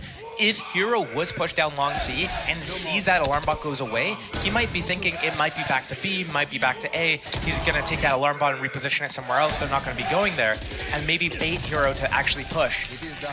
And it's just trying to give Shin a little bit more of a chance. It didn't work out, but doing those little things, it can work from time to time, and those add up, definitely. No, you're right, especially between this level of team now. We do have KC slowing things down. It's time for the timeout. I mean, the boys came out suited and booted. They look serious today, looking sharp as ever, Zaish and Eng.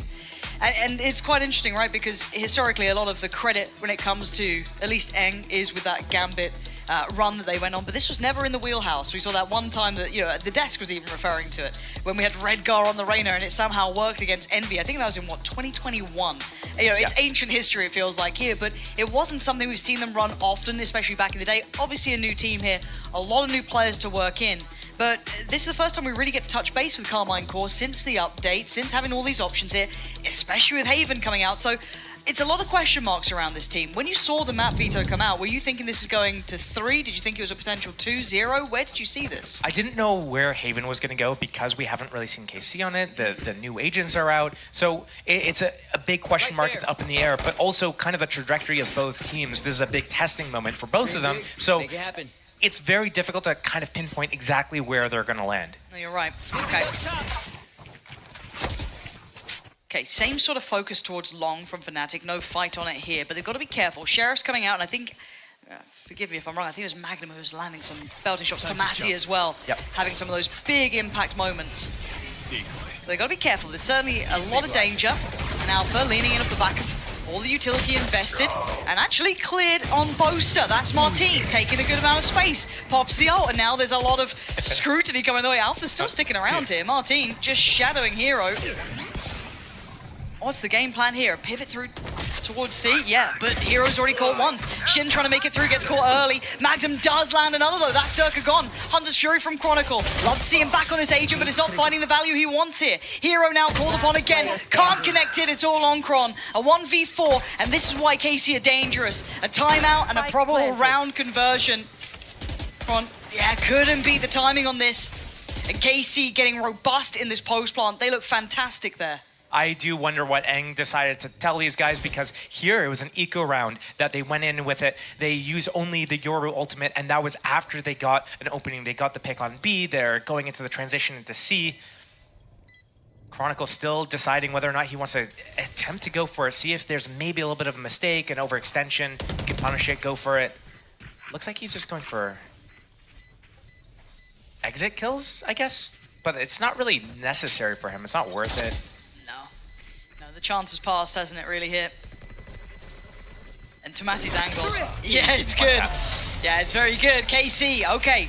Brilliant pay safe card, thrifty round there for KC, and it will take away a little bit of the stress, because Fnatic was starting to build momentum, it felt like, with those 4 in a row. They were building that momentum, and I'm curious to know, was the timeout to call this next round coming up, and it's like, hey, you guys are going to do an eco, just do like the fake A pressure, go into B, and then they kind of took it from there, and then they actually talked about what they're going to do on this round here, but then they accidentally went that, because they do have the Thrash, they do have the Killjoy lockdown, so there is potential to do another full-on strat, a heavy hit. Durka, C opping the first time this game. Count to 3, it didn't even count to 3, just pulled the trigger and it worked. Waiting just behind that wall, and he's got his first man down. That's Tomasi gone, so the utility can be a little sparse, but KC still have site control. Can't punish the crosshair, but Durka on a good readjust. Oh, no. An opportunity missed. Shin, completely in no man's land. They're drifting forward. You've just heard the ult go in. Twice. Another chance. Lost there. Hero wants to make up for it. Does. Brilliant. Needs more. Can't get it right now. Alpha does. Fnatic starting to crumble towards the site, trying to compress the site down, and they re-clear cleanly. Durka got the first and a follow-up eventually, but the pressure was just too much for KC there. Fnatic just completely disrespected that lockdown. They saw it get planted, and they didn't say, you know what, let's wait it out. They said, go forwards, keep going. And Durka getting that opening pick through that harbor wall, getting out without being traded right here, that is just a... You can't miss that shot. That is just so unlucky, unfortunate that he was able to get away from there. Alpha, does he have like 100% win rate on that ISO ultimate? Nice. Just Good job, taking them guys. into that arena. Yeah. It's like a Riot dev is like, I need more arena shooter in this game right now. I need more arena shooter in Valorant, and I'm gonna make an agent that does that. Look, I blame good old Dan the Penguin for that one, but hey, I'm a fan of it, all right? High dizzy, quick play. Durka, that's a rough miss for him there. Shin just W keying, but Chronicle's gonna make up for any sort of mistake. The safest pair of hands sometimes, this man. Gonna try and re-clear towards long. They put a couple of question marks to it, and he wants those questions answered. Martin will be spotted and forced away. The secondary couple of pings will show where he's gone to. And Alpha now, wrong side of the map. I bet it's time like these that KC was wishing they were running the actual loud comp with the Sky to heal Tomasi back up. That combo with the shock and the ISO vulnerability took him down to 24 HP at the start of the round, and here comes Hero. Oh, he's got to be careful. Yeah, got to be cautious though. Almost got caught there. But now he's got support. They've got garage control though. Magnum be able to slip in towards this is exceptional. He's applied pressure to the 2 that are coming through from CT. Already taking down a man on the other side, so Alpha trying to pick up the pace. He's got to fight, and he might just get a follow-up. Oh, the timing on this is everything. Narrate's still got the angle. Don't forget about this guy. A little quiet so far, but always has the chance to shine, but Fnatic holding firm here. And credit once again, right? Let's kind of take a second to be realists about this. Hero has walked into one of the highest pressure teams, one of the highest expectations, and he's being tested here. This C-side has been hit time and time again. He has been playing this very well for a young player coming in, stepping into the shoes of someone like Leo.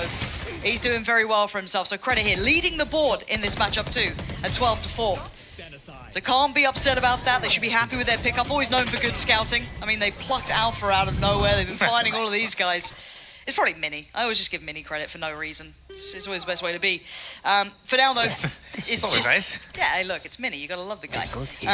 For now, though, what does KC do? They're starting to feel the brunt of this here. One thing I have to just kind of look at and focus on is, oh wait, is this a fast opening again? Well, I'm waiting to see if they fight on it. Durka has gone back towards site. He's peeled off. It's that next layer if they fully commit. No, they're looking to pivot, so they've kind of drawn that attention towards The front long. B walk, yeah. Exactly, and gone right back to this. And B is not defended. As you're pointing out about Hero, he's defending so well, but that's because he gets 2 trips for himself. Here, nothing to defend B. The Viper ultimate to lock down that site. The Harbor Wall is going to come down in the next few seconds here. I'm waiting to see if Durka gets to pop the ult on the other side, if he wants to try and use that to clear forward, potentially. Hero's going to be isolated on this side. There it is, ult's going to come in. Counter thrash. Yeah, the counter coming out, so they can't really work off the information he's trying to relay. I'm not too sure if it did, but he's going to spot all 3 players here. What does he do? Yeah, Chronicle. Oh, the combo! Almost had him dead. The mosh on top with the ult catch. And now Hero's already found Shin. Wait, hold on. That was huge. Where did Hero get that from? Maybe pinged down by Durka. I don't know. But Alpha's clearing house. Tomasi. Oh, bye-bye. Have fun, Tomasi. 1v1 me. The diffuse is happening. You got a time limit, and Alpha finally loses one, but you ain't out in time. Oh, no. I don't know how Fnatic's doing this on these rounds, on the retakes. It's kind of unbelievable because you would think KC's in such a strong position here with that Viper spit down, with that opening kill. It's a 4 versus 4. Thrash catches Chronicle, but there's no follow-up there. And then Hero somehow slips the gap, finds the Viper. Viper pit's gone. Like, there's so many things that could have gone in the favor of KC right there, but Fnatic is just so many, and the shield saving him there too. Yeah. It's just, in part, Fnatic got a little bit lucky with some of the timings. Absolutely. But KC could have been a little bit tighter on how they executed that, how they played together in the postman, because they split up a little bit too much. Here comes the Harbor Hope, the ultimate for that seaside split. I mean, Hero, again, on a platter, he has been doing well. You can't say he hasn't been, but Martin on the site hunting down his man. He wants his target found. The raid's going to take down Durka, but Hero's still here. So is Boaster working off the back of those trips. There goes in the shield as well. Do they want to back behind it? They do. Boaster's not going to see it. They've got to know that they're in the smoke. They know everything! KC trying to cower for cover, and they get revealed. They get punished. Fnatic just herding them left and right. They seem so ready for all of this. I don't know what Casey's doing there. They're in the smoke. They're ready to go through. We see Viper with the molly out. Can we just flash and push through together? Like, why are we just sitting here doing nothing? We have to, like, we need to understand what the value in this comp is. I think that kill on Yoru, maybe? I don't remember how it happened, but yeah, maybe losing Martine, losing those flashes, prevented that push through the smoke to extend into the site. They're going to be gutted about this, though. 8-3. And some of these rounds have been close. We saw them earlier on. Knife's edge sort of stuff, but Fnatic just step after step. Making that scoreline look really horrific to handle. Durka, well, he knows what's going on now. What are you going to do about this one, though? Martin trying to lead the way. Durka could TP out. He's at heaven now. He's gone. Safe enough. Clearing out for Hero. Found him. But the reposition, he still gets his man. He still gets his one. Nice from Martin. But still, there's the information. Hero got another. I don't know how they're doing this. KC are once again locked on the site. They can't peel away towards long. They have nowhere else to lean to. They have to fight forward to an extent. They're a man down here. 3 players. You still got the paranoia with Boaster just coming in now. It's time to start working off the back. Through garage they go. Narrate for the first fight, but the spray's good for Durka. Martin wins his though. CT not looking safe until then. Hero again. This guy is fitting in with Fnatic like he's been here from the start. Beautiful work. Knows to balance it out well, playing from garage there, coming back in on the retake, not outstaying his welcome. Josh, I'm sold on this young guy. He's doing well, but overall, some of these kills just feel like they're happening at really odd times. They're getting caught out here. I don't think Fnatic has made a single misstep this whole game. I think that's where everything is stemming from. So Durka getting a first pick, being able to TP out. We're seeing Hero on multiple occasions being able to get a kill, stay alive, and then go with his teammate. But it's all these retake situations that Fnatic find themselves in where they're always together, they're always side by side, they're always getting those trades. They're moving so well together, and this is kind of the Fnatic that we were expecting to see earlier in the year, that we've been waiting to see. They've been slowly regaining that form that we've come to expect and know from previous years, and it seems like they're hitting that stride right now. So it's all about, can they maintain this, not only for this map, but for the series and then for the future. Looking revitalized here. KC at the start of the year were one of the teams to watch, kind of held up there with Heretics as we were talking about performance. They were the 2 teams that we were really looking at as the ones to take the place of your Na'Vis and your Fnatics. They won the kickoff. You're absolutely right. And now they're being held on 3. Now, this is the first map. This is Haven. You know, once we get into your Lotus, you potentially bind, things could change. But this is a glimmer of what made Fnatic great. Some of these elements lining up. However, second half now, Fnatic on the attack. KC, well, they need this pistol, to say the very least. This one feels critical to their success. Like this presence from Martin. Pushing up, taking some space away. It's a very valuable position. You can hear so much if Fnatic makes a misstep. But that alarm bot's going to trigger and let them know exactly what's going on. Martin might hop up into the window off of that contact, but his teammates are ready to protect him at B. Has he been made a raid boss? No, okay, so he is just the sheriff for himself. I was wondering if maybe someone would have dropped that over, but not to be. Still carrying on in this way though, Fnatic. Kind of took pause for thought and then started again. Martin has heard these steps. I think that was the final player, probably Boaster coming over. And there's the TP, and there's the win. Supported, systematic approach. 30 seconds left. Plant there now as well. Tomasi looking to try and set in motion Spike maybe planted. a more comfortable retake, a safer retake. Narrate as well, waiting with that wingman. Martin, could be huge work for him. That's a huge Tomasi, opening. brilliant work from KC. Holding the line here, Boaster. Oh my god. Oh, no way, the lineup. As if they walked through like that. Boaster gave them a chance back in this round. He was looking over, and Martin with nowhere else to go. Middle of no man's land. That's 3 alive. That's a pistol in the second. Fnatic looking like they want to close this out quick. That was a defender cove as well. Fnatic doesn't have a harbor. So that cove with that little sliver of a gap where Boaster's able to just slink through. Line them both up in the head. Oh, that's going to be devastating. I think losing that first player on the site as well, it's kind of one of those situations where you're wondering, why is the Killjoy still on the site? They've lost Alarm Bot, they've lost Turret. Like, your teammates are outside of the site, you have Martin on a flank. Why are you still on the site, losing a duel to a Yoru TPing in? Questions I'm sure they'll come through towards, that VOD review that they won't be happy to have, but they need to. Yep. If they could start, introducing Haven into the map pool for themselves, and you're already getting tape like this, and you had tape on Fnatic playing this. There was a visual, whereas obviously KC haven't played this yet. So Fnatic walking in with only their game plan in mind and maybe some consideration, but that's about it. So, can KC cause some mayhem? Headshot. First answer, no. Good damage. Hello. That's not bad. What does he get as an upgrade? What's his reward? Not massive, but he was good on the Sheriff, so maybe that'll... Oh, that's caught. a big That's pick. big. That's a rifle. You can see Alpha wants to protect that. He's instantly on guard duty. Yeah, pops the shield, wants it, wants to fight. Paranoia is great. Big support. The Dizzy goes up to try and stem the bleed, but he's still going. He's What game is he playing? He's just going in. Purely aim labs. That's a sponsored segment right there from that man. 11-3. Fnatic just taking fights. Can't wait for the Dust to run that in the, in between the maps right now. And for the aim lab of the day, Little shoot we got around, Alpha, yeah. and it's that clip. God. Look at this. And there was a chance there, right? The rifle going down, Magnum finding this position. They've done a couple of nice pieces there to get themselves in a good position, but... And I thought that initial classic headshot that went on to Durka took him down to 47 HP. That enabled just that one classic shot. Yeah, it's absolutely, it's disgusting. It's... Like the amount of crosshair breaks there with the Dizzy going up, the shield he's going for, back and forth. It's so easy to kind of forget how good Alpha is mechanically, but then it's just instant reminders, Nuts. Okay, Casey, well, you got guns, you better use them. I don't know what to say. You're at 11-3. This feels like a bit of a blowout. It's you and me. It feels like a massive misplay from KC, and I'll try to break it down later about how they've been approaching it. I think things started just slipping out of their hands, and they started to just let it continuously spiral out of control. Durka getting another kill through a smoke. That's like the 10th kill they've got through smokes this game. Yeah, and they might want some more. Shin trying to get in on this Narrate as well, trying to break back through by CT. Finally getting some fights in their favor. Shin and Narrate on the site in a 2v2.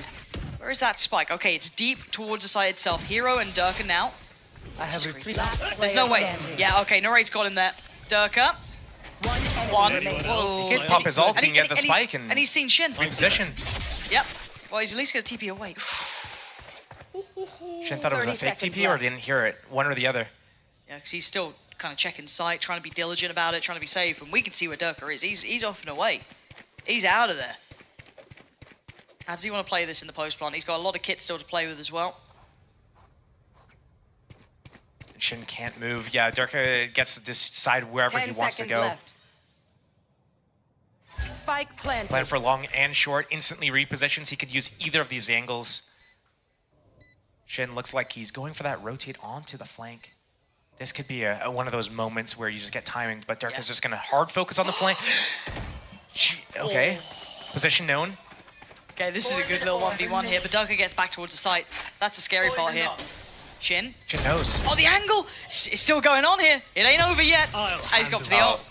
That's nastiness. What's Shin meant to do here? I'm back. Perfect reposition. Ooh, still on for a shot. Knows it's a fake on the first try.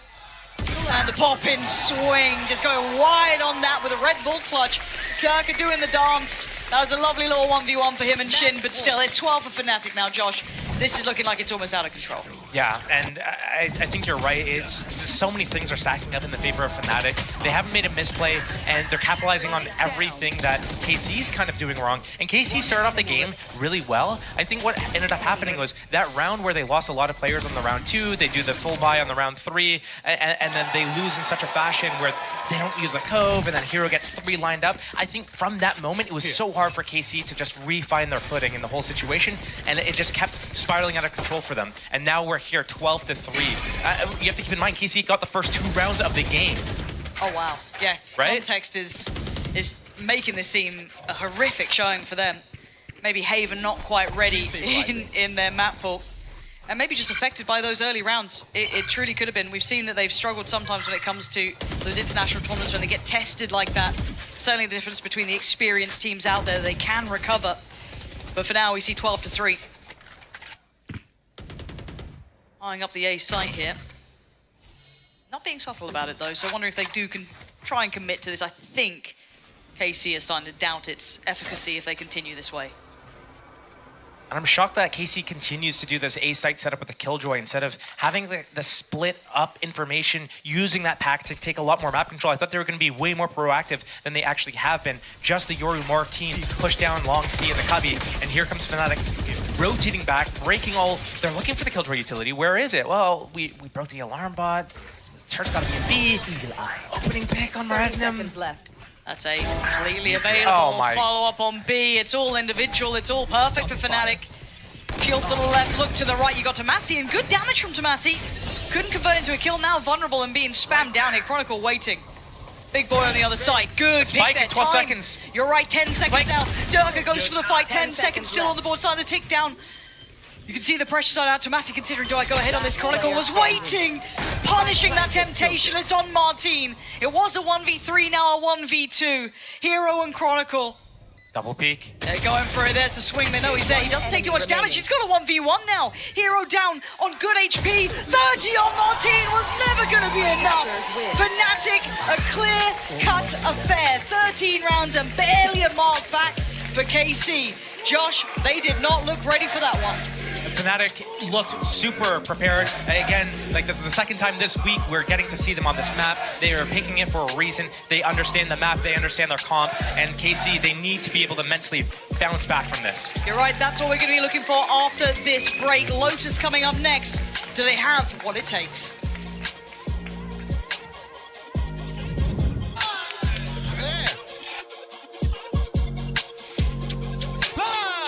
Good job, bro. Nice, Durka. Fantastic.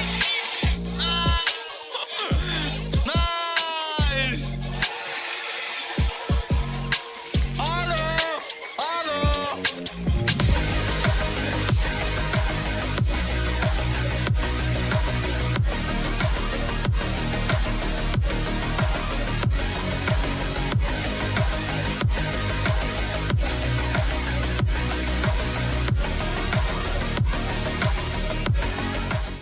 I know a place that will break you into 1,000 pieces.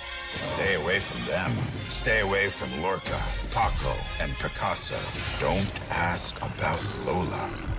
I, Caballo Grande. I, Lord Nieve. Still would be a target. So B3, what a concept to free Rook before, and he finds it. Denis Lazovic. He was in the winner's bracket for a reason. He beat everybody he's faced for a reason. And Dmitry Andreikin, there's a reason he only has 1 life, is because he did worse in the Swiss tournament yesterday.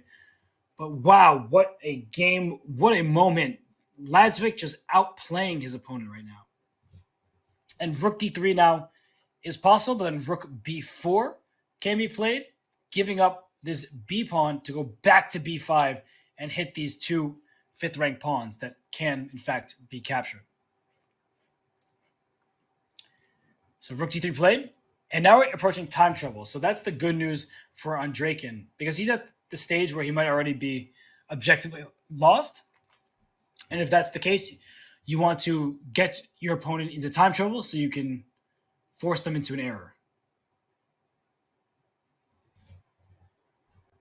G5, F4, try to trade off as many pieces as possible. Everybody take note, take stock. A pawn here, A1 corner, light square bishop. Wrong corner for that pawn. So if these pawns come off the board and the rooks are traded, White can even give up his bishop to try and secure the draw. King F3, that's a hard move to play. B3 being a tempting way to just save your pawn.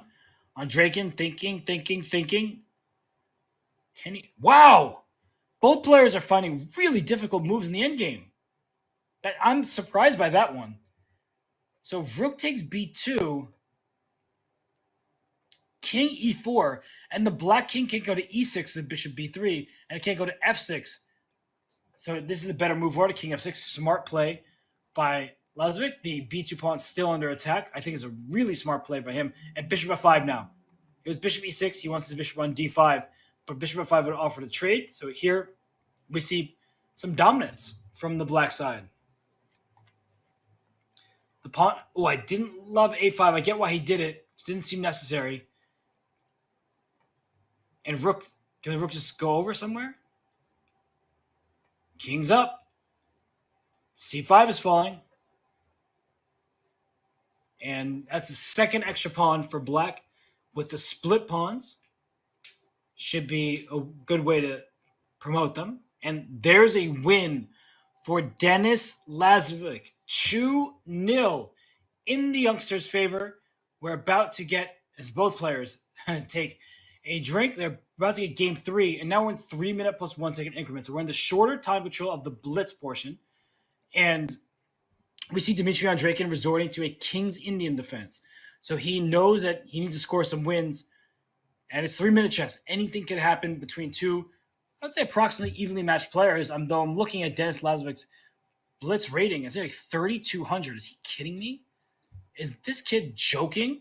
No. The answer to that question is no. He's not telling a joke. He's just seriously good. And we see b5 played by Andreykin. c5, the response from Lazovic. He's trying to get after this e5 pawn.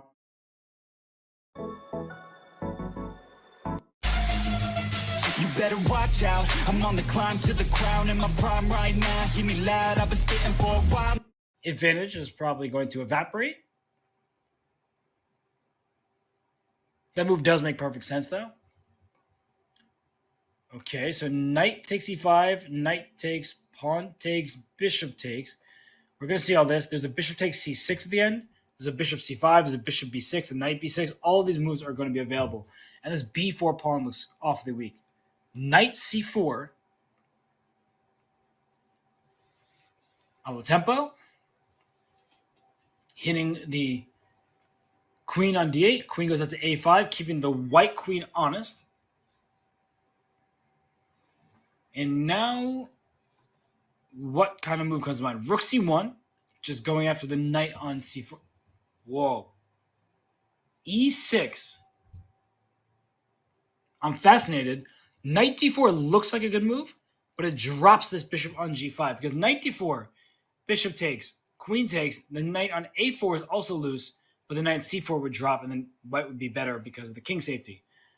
But no follow-up yet from Denis. That's a usually bad sign when you give material and you're thinking about how to follow it up. But white is objectively much better here. Rook c1 played. Black is up a pawn, but these pawns are not healthy. Knight takes b2, greed, stealing a pawn. So now it's still a one-pawn advantage. But e6 is really weak. The black king is also weak. Oh. I was like, what is that? Rook takes f3, but I think queen takes f3 Queen G5, Rook C2. This bishop's under attack, and the rook in the corner is under attack. Same idea here. Rook C2, hits a rook, hits a bishop. Dmitry Draken in huge trouble. He missed that move. And now he's going to be down in exchange with no compensation. Yeah, you can see You would think that the trouble is in the Yoru and the ISO coming at you, and do not get me wrong, that was amazing, but the performance from Hero granted Fnatic their most dominant win in the entire year. We haven't seen Fnatic like this in a long time, but this is the other thing, right? Yeah, outside of Hero, every single death we saw that Fnatic incurred was traded. They traded every single one. Hero just needed to stay alive, and that's all he did, but it was kind of a bonus that he could get 3k, 3 kills while he does that.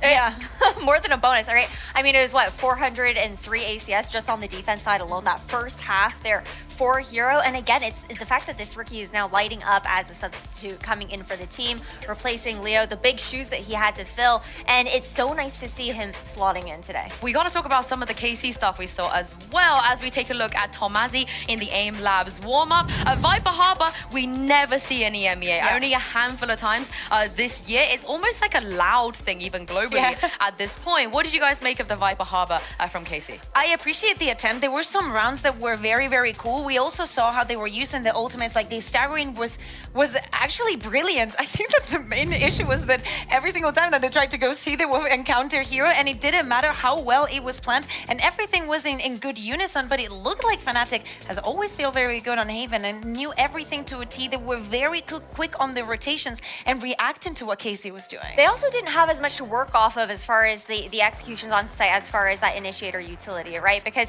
even when Shin, typically we always see him on that Omen, that paranoia is so important in their composition with where they look to execute, how they zone off those sites. And this was the first time that we saw him on a different role. Yeah, exactly. But if you think about it, if you like rewatch it, even when we were rewatching this, we see the utility coming onto place. Like the Gecko, like for example, when they had that ult onto B, and they use the Gecko ultimate to stun Chronicle, and then the Molly comes in, and it just doesn't happen. Well, let's take a look and see what agents we're gonna get here. Probably from the side of KC, because Fnatic showed their comp already. We're not gonna see any changes, but here's the thing. Playing a Viper into a non-Viper comp on Lotus is still extremely strong in this meta. It really is. I think that the Viper is often underutilized on Lotus within our region as well, where we don't see as many teams pulling out the ability to kind of zone off over towards that rubble control and whatnot. But then you look over towards Karming Core again, this composition that they swapped into having Magnum on that Sova there as well, they managed to find a lot more success after these teams started reading into that Fade Gecko comp that they used to run. And Magnum ended up being very important, I think, in this composition. I think that we're going to see more and more from this, but now Fnatic needs to be stopped. Dirka was coming alive at the end of the last map. Well, this is KC's pick for a reason, so let's see Pansy and Steel, they can take us to a map 3. That is the question, isn't it? Is map 3 a possibility? We're going to find out, and I do want to come to you in a moment if maybe some of our woes from map 1 could potentially bleed here into map 2. However, if you are just tuning in, have a little look at the bottom of your screens as well. You can get your tickets to come down here. Just scan the QR code and you can join some of the lovely audience. Some very nice people. Very nice. And there's beer. Thank you, man in the audience. Appreciate you for that one. Good sell. Good sell. But Josh, yeah, talk to me now kind of in a way, because I think probably a lot of KC fans are a little worried after map 1. A lot of issues there showing, not looking as competent as we kind of expected. Lotus is a much better map for them overall. This does start leaning heavier towards their traditional favor. Do you think MNL worries from map 1 would apply here, or do you think they can course correct well? There were a couple of small things and a big thing from map 1. The small things were, I think they didn't read the map as well as they could have about where Hero was positioning his trips and his setups on Cypher. But the big issue was the mental block about how once things stopped going their way, it just started spiraling out of control. They need to regain control. They need to regain control now, and they need to do it fast. See if they can. It'll be Fnatic on the attack. That then means, well, of course, KC on the defending side. Early contact made. The Sheriff spam. So much damage, ripped Dirka apart. Wow, look at him, down to 16 HP. Heroes on 57, and a little bit of chip towards Boaster too. They'll be loving a bit of that. Obviously don't know the damage they've done, but they can maybe extrapolate later on. Certainly going to help them out. Cheeky little camera. No one following through for now. Smoke one way, not really going to be tested here. Neither is the player over towards Mount, so Martin gets to play his life. So KC probably feeling quite confident in it, going to be in this A hit, but Fnatic, they're pretty quiet about things. Camera broken, the trip still up, so Shin is not worried yet. Oh, you can't let that happen. Playing a little too ahead, getting caught out, had his utility to bank on, and now there's avenues open for them. Pain Shell still there. That's going to go get posted towards kind of deep backside. Forced away a little further. They've got good information. Hero the one who has to get the plant. Boaster did get chipped down early, but not quite as badly as Dirk. All the timing. And Boaster was really good from this position before. Remember how well he was playing into that little cubby every single time it felt like. Here though, plant is in. KC still with a good few players to try and get some pressure building. See if there's a flank, anything else? No, there's not. It's all coming from one direction, and that's actually looking pretty good. Trading in well enough that they've got it down to a 2v2, and the last two are the walking wounded. Durka on 16 and Alpha on 10, both very low HP. Oh, and they can't even deny this, I don't think. I don't think they can stop this at all. Nothing to do but die. Oh, he's bloody hell, that was a little close. Oof, in the end, Alpha does fall as well, but KC nab away that first round. That was a big round pickup, but I mean, we have to understand that KC won 2 rounds in a row to open up on Haven. They lose a few rounds in a row, they win on an eco, and they lose out 13-3. So it's not about just getting one round.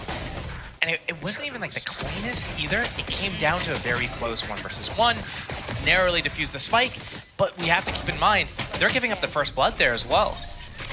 Yes, you're not wrong. And now we just see that Marshall. Uh-oh, Bosa's got Tomasi already. Martin? No. Oh, these are mistakes. And I don't expect this from KC. They're one of the better drilled teams normally.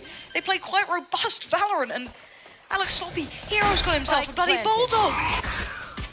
Oh, man.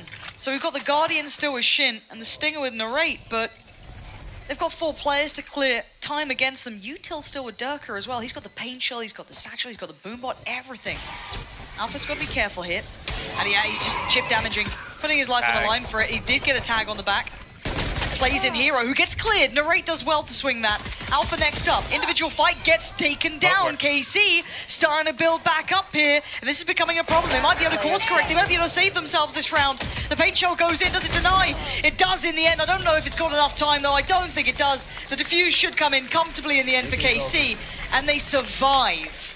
That was a very good recovery from KC. I think Fnatic could have played that a little bit better with the positioning, with the Bulldog players alone. Alpha is peeking out with the Marshall to get the chip damage, but there's no, in those situations, like, I'll tag you bag. Where are you? Where's the bag part of it? So Fnatic could have closed that out if they had played a little bit better. Good recovery from KC. And yeah, that opening is just so worrisome. They need to be able to figure out how to cleanly get these openings that they want and see how they can convert it. And until they get some clean rounds, I don't know if it's going to be a clean game from them. Oh, no, I'm still a bit nervous because it was those first 2 from map 1. Yeah. I want to see KC look in form here because by all rights, this should be a belting series, right? This should be a really good game. Kind of the new dogs against the old. A question of form from either. We wait and see how it really looks here. That Bucky is all Narrate's got to bring in.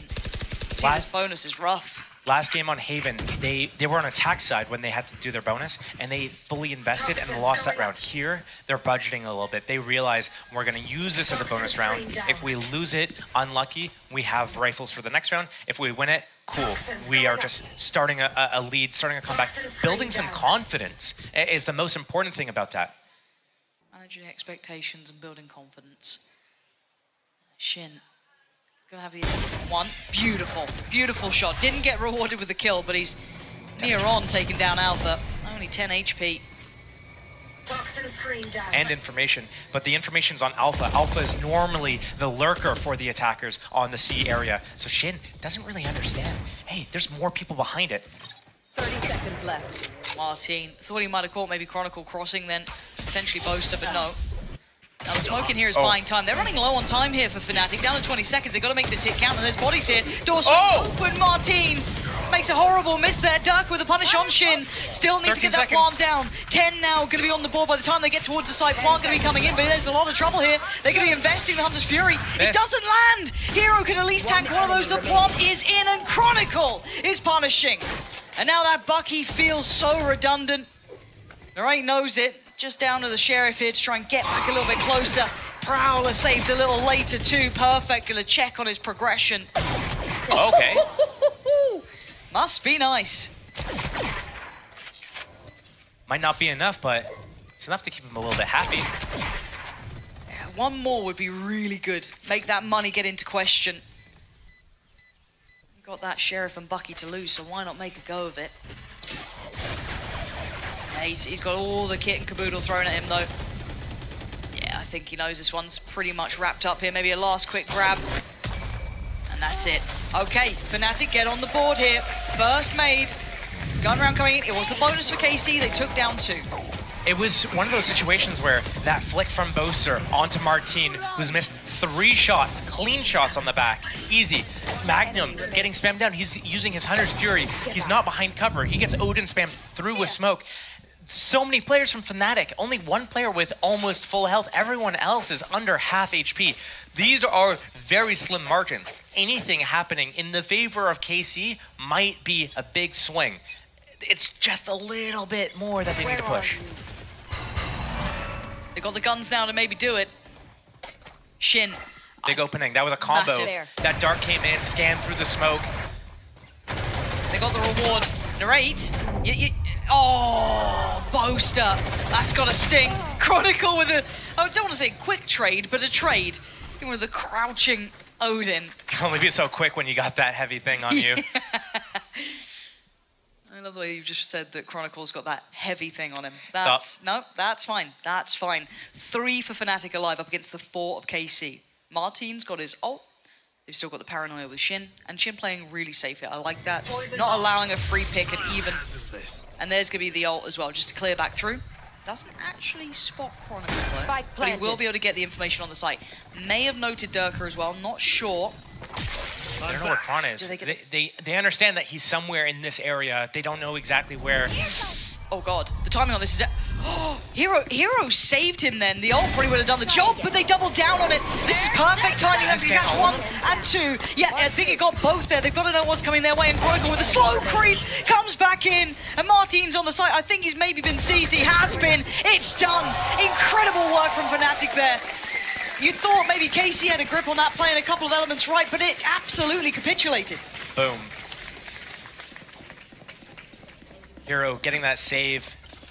Durka just narrowly, like, oh man, that showstopper timing was so close. But yeah, like these picks here, you'd have to say though, this is kind of like karma a little bit, right? Boaster got that flick on Martin the previous round, so he has to go down to a player holding him mouse 1 with the Odin here, fully paranoid. Look, he's an Odin abuser himself. It's only karma. It's only karma. What goes around comes around. Good lord, and the karma hits me, Josh. It's all over. Finale, they come back in here, KC, with a much weaker buy. Obviously, just easy, Tiger. Durka, this is an isolated effort. Got to be really cautious to not do this on his own or potentially give up a rifle, but no one's with him yet. The door's This really, is why he's doing it. Yeah, but yeah, yeah. Eco Cobra strikes again. Sorry. No, you're. Hey, the thing is that he may not get punished for it here, right? The thing is that Fnatic probably just clean house. There's no harm, no foul. But in a different world, someone could punish him, pick up a Vandal, and then who knows what happens. But it is Durka back on the raise, so it tends to go quite well for him. Yep. 2 players alive for KC on their eco. Recovered their Vandal. A little bit of a hero Vandal purchase just to see if they can get something going here. It's not going to happen. Durka farming. And again, seeing Durka with the race does just feel like such a night and day performance to that Yoru or anything else that he kind of leans on. This still looks very, very good for him. I think the difference Spike between him planted. playing on a duelist such as Raze is you're usually kind of in a more specific system. You're with the team a lot more. You're in a kind of a pack. You get to a certain point and you do an execute, and you have abilities coming in left, right, center. You're going with the team. There's a lot of chaos going around. And it creates a lot of space for you. You create a lot of space for your team, and there's this kind of synergy there. And he thrives in that. He thrives in that. And when he's on an agent like Reyna on Icebox or Yoru on other maps, Breeze, I know that we don't get to see that anymore, but now he's on Haven. Yeah. It's where he's more of an individual. He has to make individual decisions. He's not with the team. He has to, when it's so clear, the path that's set out, the goal, and you're with the team and you're executing it together for the game plan, it's a lot easier for a player, a duelist like Durka, to be able to execute that than to be on their own, knowing when they're supposed to activate or deactivate and what decision, how they're supposed to react to certain information going around the map. And it's a lot more difficult for certain duelists to be able to make those decisions. The mechanics of Durka are so good, and that's why he's on this duelist agent. And when we see him on Raze, it reinforces that.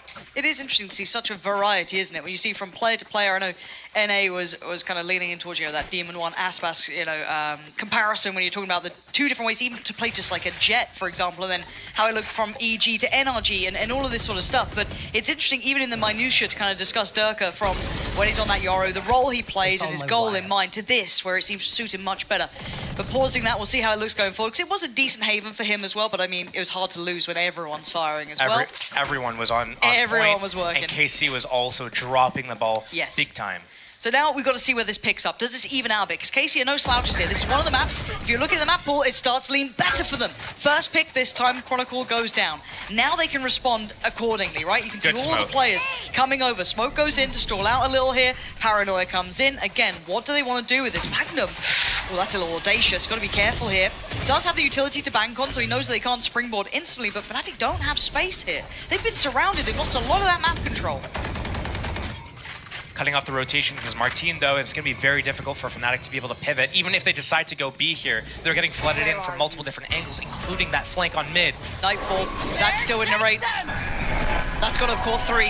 That's big info, again, just on its own. Martin can just shoulder this if he wants to. He's keeping so much information. They're still going this way, and he can then collapse on those backlines if he feels like it. Did they get the spot on the info? He didn't. Oh, the timing on the jiggle. And Alpha's given them a chance, maybe a seed of doubt placed, and now they can pivot back, and that's what they're doing. 19 seconds, though. Tomasi still stands. Where do Fnatic go? They could walk in somewhat of the unknown, or they go and double back down towards B, but look at the space that they're going to be trying to go into. This is rough. Magnum's still here. Oh, a missed shot. That could have been round big done. Scan. There they are. Yeah, big info. Spike planted. That's going to be what they need. Nice from Narrate, takes down Durka. Can't quite follow up with the trades there for Tomasi. And now just Boaster gets swept aside. KC meeting them step for step across the map. Good work from Tomasi to keep that C site safe in the end. After that fight between, I think it was Alpha and Shin going Alpha's way, that created a small chance, and then it got folded in on. That was crazy timing. I was saying good smoke towards the beginning of the round here. As soon as Martin gets this pick here, realizes no one else is here, instantly there's a smoke dropped at the entrance of C. They're blocking the C main entrance. They realize Fnatic is trying to come C in this situation, so that was a good trade. But then Tomasi, he's jiggling from the back of the site. Alpha slips right on the timing of the jiggle and is able to catch Shin, who's trying to use support utility. I think he was trying to re-smoke maybe the front of B main. And then that opening could have made a big difference. Losing that duel because of the landing inaccuracy on that box. Tomasi's able to clean that up. He's back. The op. Interesting choice. Okay. Why? You don't respect the Killjoy op? I mean, I respect you when it's Alpha. I don't ever doubt Alpha anymore. We've learned the hard way. Turret destroyed. May take down my turret, but I'm going to take its place, apparently, is the line. But a little bit of a closer lean here from KC. Willing. Camera taken out. Okay, clear the camera. Let's take a more of an aggressive posture. Crushing that one way. But already you've got Durka a little ahead. He's already shifted over to that right side. The feet being spotted. And there's the punish. Durka just slipping a little bit deeper, unnoted. And now they've opened up a big chance. They can punish maybe these rotations. They still have players over towards this side on Rubble. That spike is still in the hands, though. It looks like I just highlighted the whole map, but that's basically what I'm highlighting is the fact that KC, they're trying to defend 4 different positions right now instead of just locking down and gambling. We're talking about other teams and how they would kind of play out these late round situations. Here we see KC is kind of doing that gamble on A, realizing it's not an A hit, they're moving back to C. And now this rotation to C together with the Sova on the flank, Magnum, this is going to be a really good rotation. The lockdown is going to keep them outside of the site, and that's going to actually drop Fnatic's guard a little bit. Planting for Mound, taking Waterfall. This, I guess then does Chronicle get to be able to hold this? Does he slip back in? How do they actually hold on to it? You're right, they've prioritized Waterfall here, but again, roll your mind back. Some of the best moments from KC were these retakes. Their pressure used to be exceptional. They were so clear-cut, so concise. And now, with the Viper's Pit in the way, though, this becomes incredibly difficult. The options are looking incredibly thin. I'm wondering if they're pulling the plug on this. I think they're pulling the plug. This Viper's Pit was a nail in the coffin. Hero. Gets outdone there. Narrate clears him, and that's safety now to keep these rifles in hand.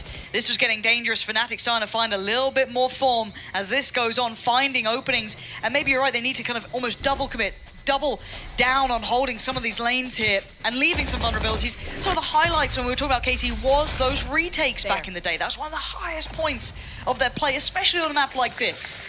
KC should be happy, though, with the end result there, the consolation prize.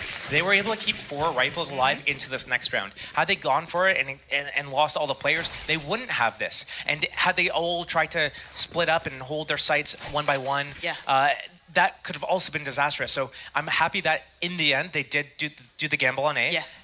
And then we went C, they tried to do the retake. Fnatic had a really good play. They took Waterfall off the back of the lockdown. They realized, hey, there's nobody in Waterfall, so it's gotta be either spawn or flank. They smoked off spawn, locked it down with a Viper's Pit on top of that, got away from Mound, so they got away from Magnum's flank, and they really just completely took control of that post plant. So that was a really good step for Fnatic to be able to secure that round, but I'm happy that KC was able to gamble. They chose the wrong site, they attempted the retake, realized, hey, this is not working, let's get out of here. And it's spurred on this timeout as well, because the scoreline may be deceiving if people are just tuning in and you're not quite sure what we're seeing, but thankfully we can see that little kind of progression here. Those first 2 rounds, you almost said it at the start, hey, remember the first map? They got the first 2, then there was that one moment. Starting to have some glimmers of that. Round 6, of course, the last one that they were able to convert in their favor. And you can see Eng probably just wanted to check back in, because once we've gone into these gun rounds, it has been drifting towards Fnatic's favor. So these 4 beside them, high value pickups. And Fnatic know that, of course. They're well and truly aware, so they even get a little check in themselves with their coach as well, get everything back in line, prepared for what's going forward. Very similar scoreline, almost exactly the same. KC actually lost rounds 3 through 6 and then won on round 7 on eco. So very close. Oh, big pick off. That's massive work from Martin. This time turning up the tempo, getting aggressive, playing a little more volatile, but calling no man's land, and they've lost Narrate. They don't know about Shin, though. They have no idea. Shin, that's 1, he needs more, he's got more, that's 2. Does he know about the third? He doesn't know about... no clue about Boaster. Boaster got, I think, one of those kills earlier on, but again, it was chaotic. But they've been able to bring this back to a 2v2. Heroics from Shin to maybe save them here. But we're still above a minute. And who do we have standing? Boaster, all his kit. Both smokes, paranoia, everything you need. You got Alpha as well, just putting down the alarm bot, making sure that back line stays safe. But how do they find Magnum? How do they navigate past Tomasi? This is difficult for them now. I think Alpha is probably one of the players that you want to have alive in those types of situations. For Fnatic, 2 versus 2, loads of time, still 40 seconds left on the clock. Easy now, Magnum. Supposed to commit forward. I think he is. They will. Oh, okay, a trade. And now it's Boaster in a 1v1. 30 seconds Smoke's left. there. He's got a plant.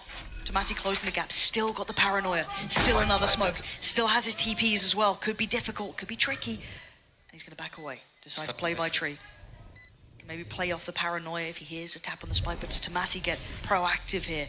It looks like he might. So many things to consider, but he's going to take a gamble, take a risk, take a chance! And Boaster takes his life. 4 kills for him this round. Saving them after Shin almost undid them over by Rubble. He was the one to trade it back in. He was the one to take those next steps. And things feeling a little dreary now. This is a great start for KC. That was a huge start. And Shin being able to get a couple more from up top there before he gets traded out by Boaster. Boaster eventually clutching out the round in a 1 versus 1. Again, have to wonder why Tomasi in the situation. Hello? Yeah, I don't lose those. All right, Still giving the it. entertainer. Giving it. Still the entertainer. Oh man. I'm worried a bit for KC here, Josh. I know these rounds are close. I mean, that was a 1v1. It was very, very much on a knife's edge. That could have gone either way, apparently, you know, unless you believe Boaster, who doesn't lose those. But there's nerves for me here, and this is getting messy. Tomasi has found Chronicle, so actually punishing a little bit of a deeper line here. Although it might have been Durka to go down, but no.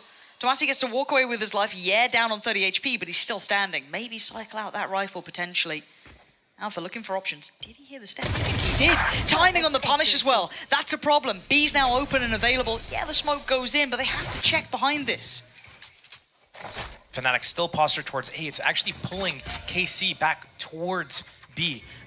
Is Alpha's going through? What's going on? The door's open. Is it a C pivot? What's going on here? But KC, they're gonna walk push through, realize B is clear. Unless it's C, it's gotta be A. It might just take that gamble. Clearing that question mark, right? That little bit of pressure from Alpha was enough that they have to put bodies behind it, which they did. Now they can drift back through. The timing is everything. Oh, Narrate, I thought he could have had another. He did in the end. He gets to walk away on 23, but Alpha was still waiting. And the TP's there. We're off and away towards C. Plant's going to come down. The cavalry in the form of Alpha is holding the flank. And these two clutching up so often. And roll your minds back. This feels all too familiar. But sadly for Tomasi, he's on 30 HP and he's got a bloody stinger. And he got close before, but this is asking a lot of the young man. Hearing that utility go down, he's got to know they're close. The double together, both of them waiting. This time Alpha wants the 4K. He gets the reward of it. And Casey, this is going to take, this is a bit of a gut punch, it feels like. They're not getting what they want here. They do have a buy this round, but Josh, this has got to start feeling pretty horrific. This is getting to a point where... What I was talking about earlier, it is continuing to spiral. KC, they're not even in horrible positions, but they're uncharacteristically losing a lot of duels. They should be winning them. I have to roll it back to the round that Martine has a dead to right, Boaster on the back, whiffs. We're seeing that every single round right now, and it's not even just that they're losing these duels. They win these duels normally, right? So when they start losing these duels, they don't really know what to do after that. They're like, well, we've never been in this situation. This is the easiest kill of my life. I missed it. Now what do I do? I haven't been here before. I win this duel.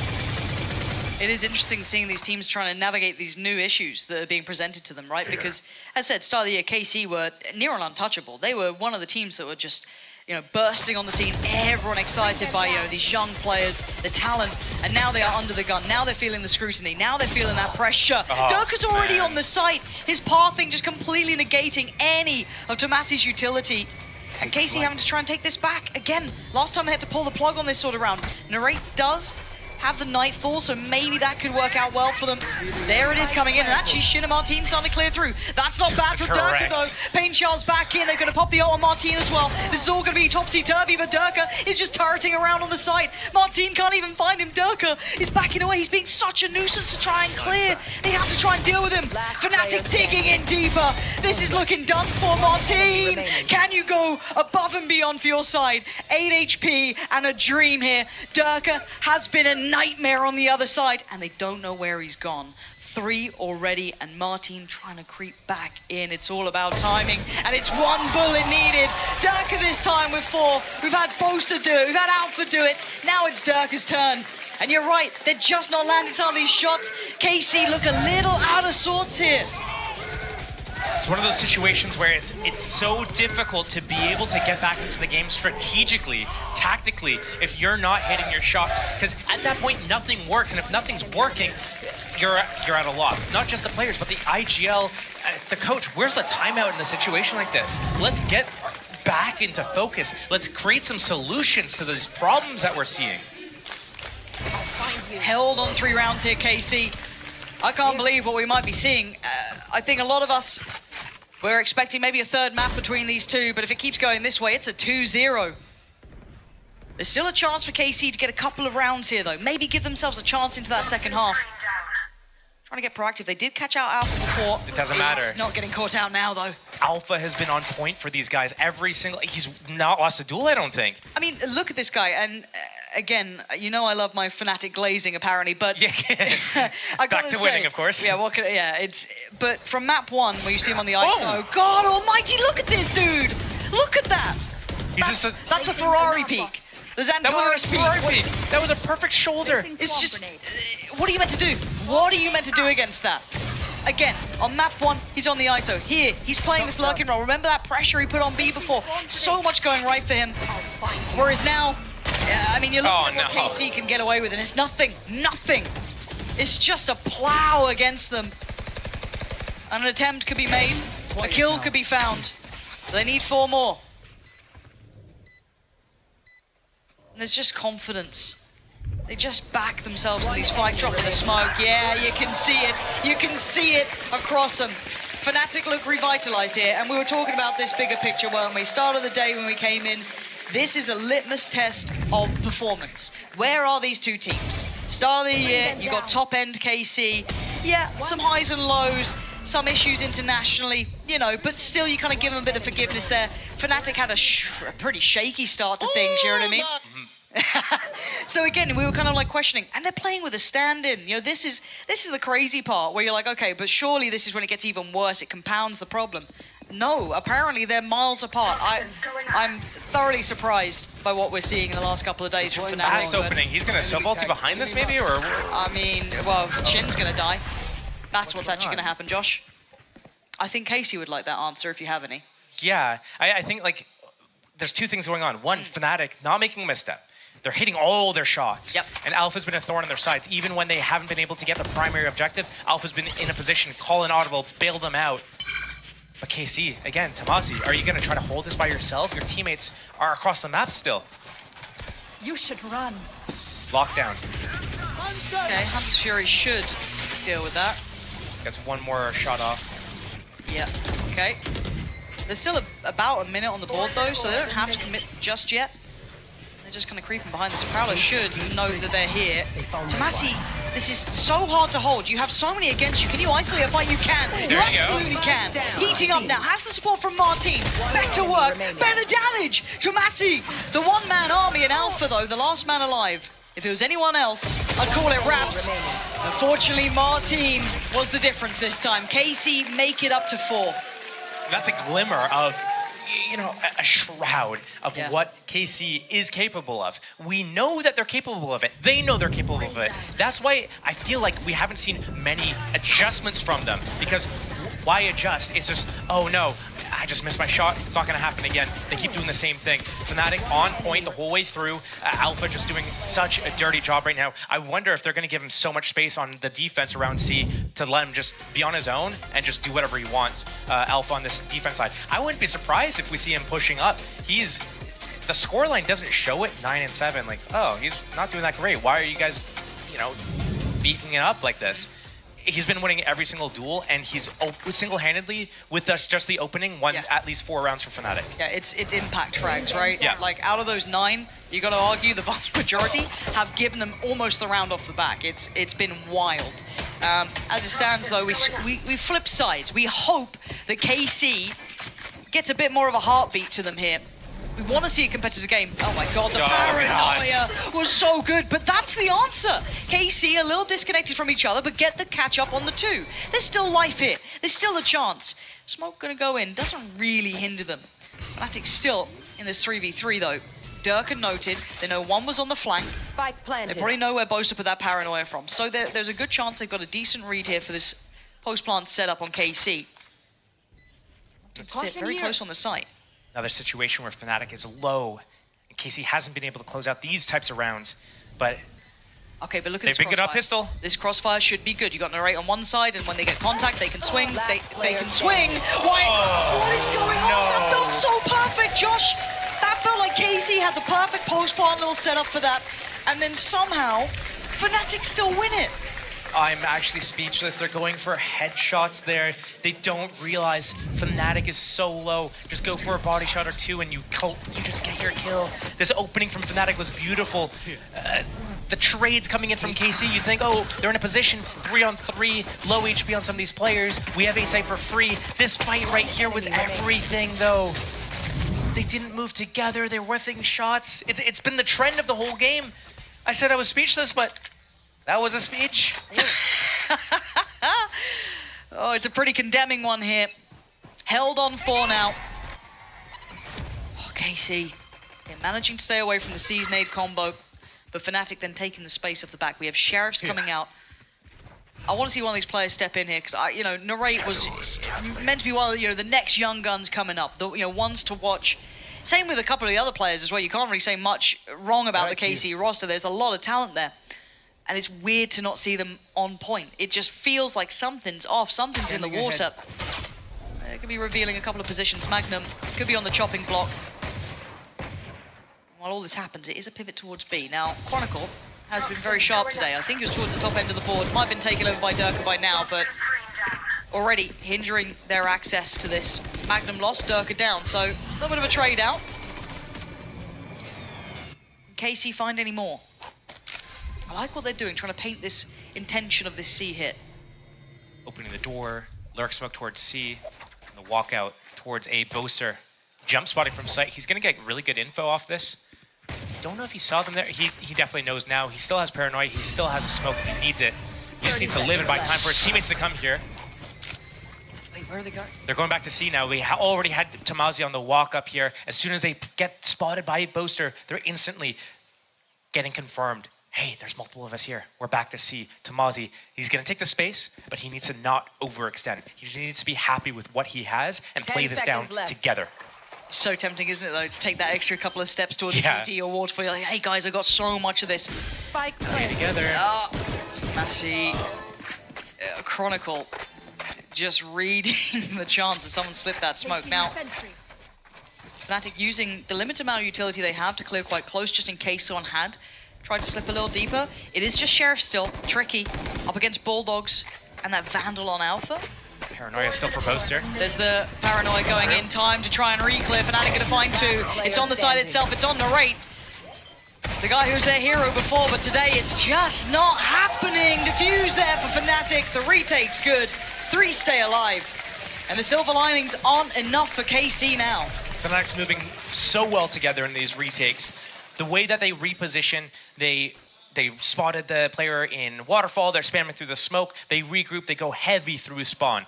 Not a single person left on their lonesome. They smoke, they use the paranoia, they scale in with it, go for all the trades, and I have to wonder, was KC playing that not to lose instead of to win? Because in that situation, they were kind of feeling out, oh, maybe I push Waterfall, oh, maybe we go spawn, and then they decided, no, let's play passive, let's play safe.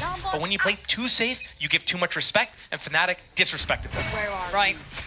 And now onto their, really, this is the last hurrah for KC. If they don't convert this, you're worried. You're down in the doldrums. But Fnatic, they're on 10. Everything looking good, everyone hitting their shots, nice reads, nice retakes. You can't fault it. So KC, time to turn up.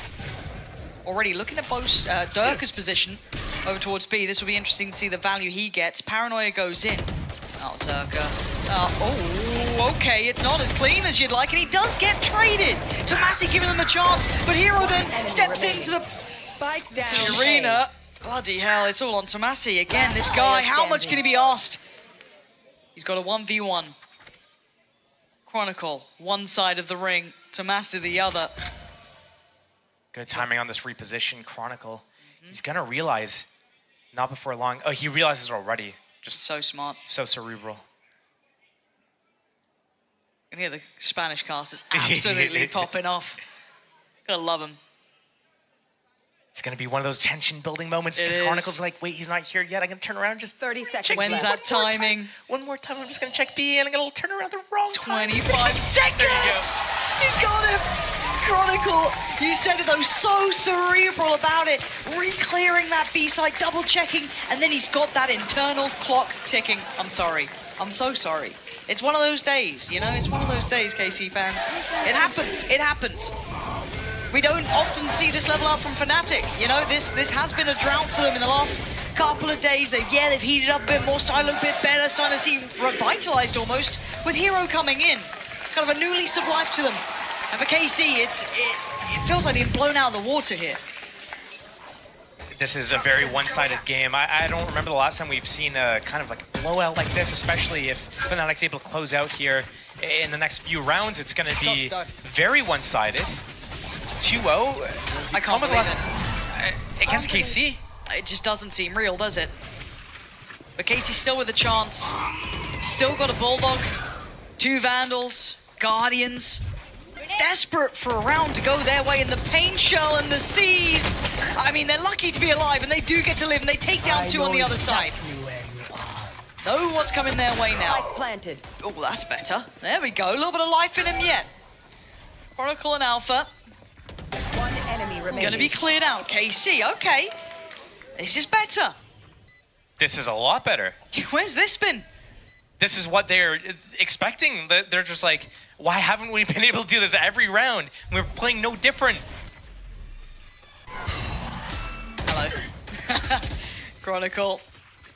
He's going to be hunted down here. Not many options. But for them, also, their money's pretty rough, actually, for KC. So keeping these Vandals is pretty damn important. And they found Chronicle there. And Andalusia flawless, finally for KC. Finally get in there. That's one. They got to keep going, though, Josh. This can't be just a one-off. They've got to find success in succession. It cannot be a singular round. When we were watching the Na'Vi game, we were kind of discussing who are the top dogs of the region right now, and you obviously have Heretics at the top, Absolutely. and then kind of in the next pack there, it's Fnatic, it's Foot, it's KC, and Na'Vi's kind of falling out of that. KC, if they want to remain in that, they need to get more rounds clean like that. They need to remember who they are. Now you're on the money. These guys, dangers through and through. Shin, one of the players who gifted them one of those 5 rounds near, and it felt like some of these moments on his shoulders. Need a little bit more from everyone, though. It's, you know, it's across the board sort of effort. Gonna be. Oh, look at this walk up. Oh, the timing. No idea. Magnum completely unawares. They've cleared that back line. This forces KC forward, investing the dimensional drift. Taking a glimpse through towards tree. It's cleared. Do they clear? I don't know if he cleared. I don't think they cleared him. I don't think they know about Chron. Oh, okay, it's fine. It's fine, apparently. Narrate's got his support. Why am I still worried? I shouldn't be worried. Narrate's still here. He's starting to heat up. That's 3 this round. Plant going to be coming in. Durka and Alpha. Yeah, they got some ults, but look at the weaponry. Guardian and a Sheriff. You got to say Martin's good for this, and he is. This is nice. It's looking like 6. Can they keep 3 alive, though? Down to 2 here. There it is. Nice from KC. Couple of good rounds now back to back. I was getting a little bit worried for Martin because he was body shotable by both the weapons, the Sheriff or the Guardian, and that opening could have made the catalyst for Durka to be, okay, I'm popping with Showstopper and going in. But it was a good setup. The rest of the players were there in a position that they could get a double fight at the same time. One in the pit and one about to come up the ropes. As soon as the pit player takes the contact up the rope at the same time, ensuring that trade. 6 to 11, gap's getting closed a little bit. Little bit. Fnatic, they still have that showstopper, they still have that lockdown.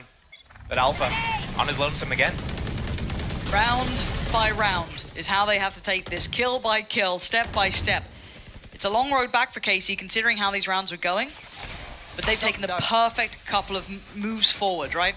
Neither of those shocks hit any of the utility from the Killjoy. Alarm bot's still up, it's still blocking the entire entrance. 2 mollies there. And a default split from KC. They're trying to confirm that info. They're trying to find out where is this Killjoy setup. How can we do a little bit of misdirection here? Cage soften the C side up a little bit, and it's working. 3 members of Fnatic in position towards A. And the C hit's coming in. The alarm bot triggered. There it is. They know what's coming now. You can hear it. The lockdown as well. The bait. Then swings. The timing is good, but Martin goes above and beyond for KC again. How much can this one man do here? He's still got to keep going, take down the lockdown and secure the site, which is what he has done. Planting the KC flag on that C site for them. Durka still a showstopper. Boaster got the Odin coming in. Still got the Paranoia. Still got a lot of kit for the Fnatic side. Smoke drops, target found, first man gone. Martin removed, who is the kind of instigator to a lot of the success. Trying to maybe time it on the haunt there. Not going to get it. Tomasi now has the angle. Big duel. I think they know it. Narrate, though, great damage. Spams into the smoke, and I think he got the reward off that. And I think these two safe. I think they have to back they away have to. here. Round by round, Josh, KC, they're starting to bring this back. This is going to be 7 on the board now. This is... Oh, Amazi knows. He's hunting him down. Smells that blood. He's locking in. Can he find Boaster, though? Boaster trying to just get out of there. He needs this Odin saved. It's going to put a lot of pressure towards A. Maybe gives away the setup a little bit, but again, round by round, KC's closing it off. Okay, should be able to keep this. No one else able to get there. That's 3 in a row now. They've got some ults to play with too. The TP, the Hunter's Fury, and I guess That was happens to Massey, but really nasty entry. yeah, that was. And you know, it might sound that we're being harsh or negative towards KC, but it's not really about negativity or anything. Little Buster, where are you, mate? And then he dies. He found Little Boaster. It's more about like disappointment about we know that they could be so much better. Oh, and yeah. we want to see it. And we are seeing that in the last few rounds now. If they started with this, think about how different the game could have been. Right. But if they pick up now, if they can keep going, this time they remove the alarm bot. Learning from the last round just a moment ago. That's going to be off. Chronicle and Alpha again, they've had so much thrown their way. Similar scenes this time. Did he get the orb up on C already, on Martin? Because he's 1 off, and they do have Silva ultimate here. They grabbed it already. What's the game plan now for KC? Similar? They're doing opening the door right now on A site, putting a little bit of pressure. It's not doing anything though. Yeah, I don't think they're falling for it twice. Fnatic trying to learn on the fly. But Oh, still the a perfect scan clear. comes in. Martin is so good at these entries. He's doing serious work for KC. Alpha has to respect this. He can't hold this. He has to sit back a little bit deeper, tries to go back in with the Sheriff, and a couple of shots nearly landing right through. Oh, that was close enough. Hero has found Martin. You're not going to lose this one though, boys. Surely not. KC, this is the one that you close out on. Durka wants to get in, tries to post it, only finds the pillar. And now things starting to look a little dreary. Fnatic not finding that springboard forward, taking a couple of steps for KC, holding the line. Fnatic now down to 2, now down to none. KC, they are doing this. It is arduous and it's hard fought for, but they are stringing rounds together now. And Fnatic, they were doing so well. They were so hot. I wonder if they got to the point where in their mind, this game was already won for them, and they started shifting into the kind of position of, we're winning. I'm going to keep doing whatever I'm doing, taking a little bit more risks, taking more of a chance, because you were getting away with it before. But guess what? KC is hitting back now. You need to slow your roll. You need to change your approach. You realize that they are getting close. Now it's time, okay, let's start locking in. No more mistakes. We can't give them any room to breathe. We need to suffocate them. You're right. And I want to take this time during this Fnatic timeout that you can see them having a chat with, is highlighting Martin on these entries as well. His approach towards C has been nuts. It's been completely outdoing Kron. It's been pushing Alpha to an impossible situation. It's been wonderful to witness seeing him start to hit a little better. You've got Tomasi, Narrate. Everyone's starting to wake up a little bit here. We're seeing a much better look from KC, something that was missing for a while. But then what's the answer for Fnatic? They have a buy here. They have 2 ults. They've got the Viper's Pit with Chronicle, and they still have the TP with Boaster. Again, maybe not the most instigating sort of moments, but enough that they could do some serious damage in these rounds. We have to wait to see what the approach is, as timeout now coming to a close. We've seen a couple of gamble stacks from, not gamble stacks, we've seen a couple of bait setups. So Chronicle in the elbow bend there, trying to get baited into a setup so that he can catch people on the side. It almost worked one time. Martin got a flick off on him. Beautiful entry. This last round though, dart, flash combo, Martin's able to entry that way. I think Fnatic needs to do more gamble stacks and start taking control of the map. But we've got Boaster and Durka here this time. That's a total switch up. We haven't seen this before, nor have we seen him get this proactive. Okay, Durka's been noted. How long does he stick around on this? He can't stay forever, no. Forced to respect it, but burns a little bit of that utility early, so the dart's going to be used for now. So a little bit of a different setup. They're going to note that. KC should know now they're not up against the same sort of look, and it's a trade out. Magnum going to get Boaster, but it's Durka to find it, and Chronicle on the other side of the map. He's removed that one man. Normally, Tomasi's had a lot of freedom, a lot of presence to push there. Now what do they do with a man disadvantage? Martin still has his ult, and a dry fight for Durka, trying to maybe catch a bit of the timing. So he close. is lucky to be alive. Hero in unison. This is not this round. This isn't the one you let slip, surely. It was after the timeout. It's worked well for Fnatic here. This looks like 12 could be happening unless Martin or Narrate, 2 very capable players, pull it off. Whoa. Martin, that's outrageous. You're counting your lucky stars to try and catch out Chronicle like that, and now it's all on Martin. Position was noted. The spike down in a really rough position for him. And for Fnatic, finally getting something going their way. A 1v4 is a lot to ask for with 30 seconds. 30 seconds left. This round, just the things that were kind of happening. Martine chasing with a Magnum chasing with a shock dart out. Martine's Euro ultimate coming out right next to Chronicle, and Chronicle got lucky once. That's what you get for trying to do that to him earlier. Pop out with a double barrel in his back. 12-8. That could be the killing blow, but this was a round, you know, a little out of sorts. It was 4 in a row for KC. And this adjustment, this little switch up seemed to work so well, and KC slowing it down. They've called a timeout now as well. They've got to pull out all the cards here, all the stops, anything they got left up their sleeve. Now is the time to bring it through. No more mistakes. They can't get sloppy. Last round, I feel like they were getting ahead of themselves a little bit. They won 4 rounds in a row. They thought they were immortal. They got that opening pick on Boaster, but then they lose to Mozzie, to Chronicle opening the door at A from Tree, and then it's a 3-on-4, and they're stressing. They are feeling the pressure of the situation.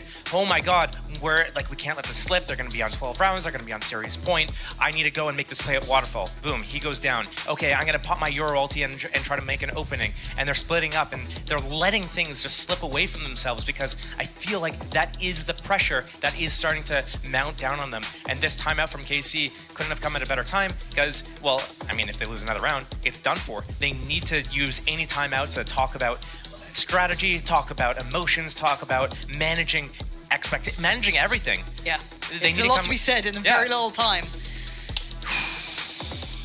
I want to see what the start is again. Okay, we've got the same switch up from previous, where we still have Boaster and Durka over towards C. And the response is go A, I guess.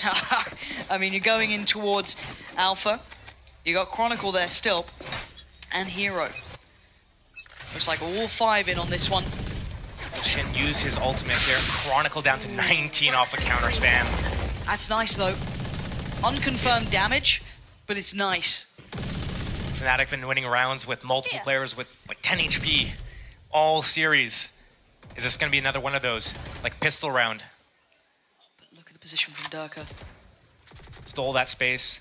The camera, does it won't see him? No, it's around the corner. They don't know about Durka yet. Oh my God, this could be it. Durka, can you be the danger man? Can you be the one to do the damage? No, Magnum keeping hopes alive here for KC. First one found, and is that the green light? Do they try and punish C?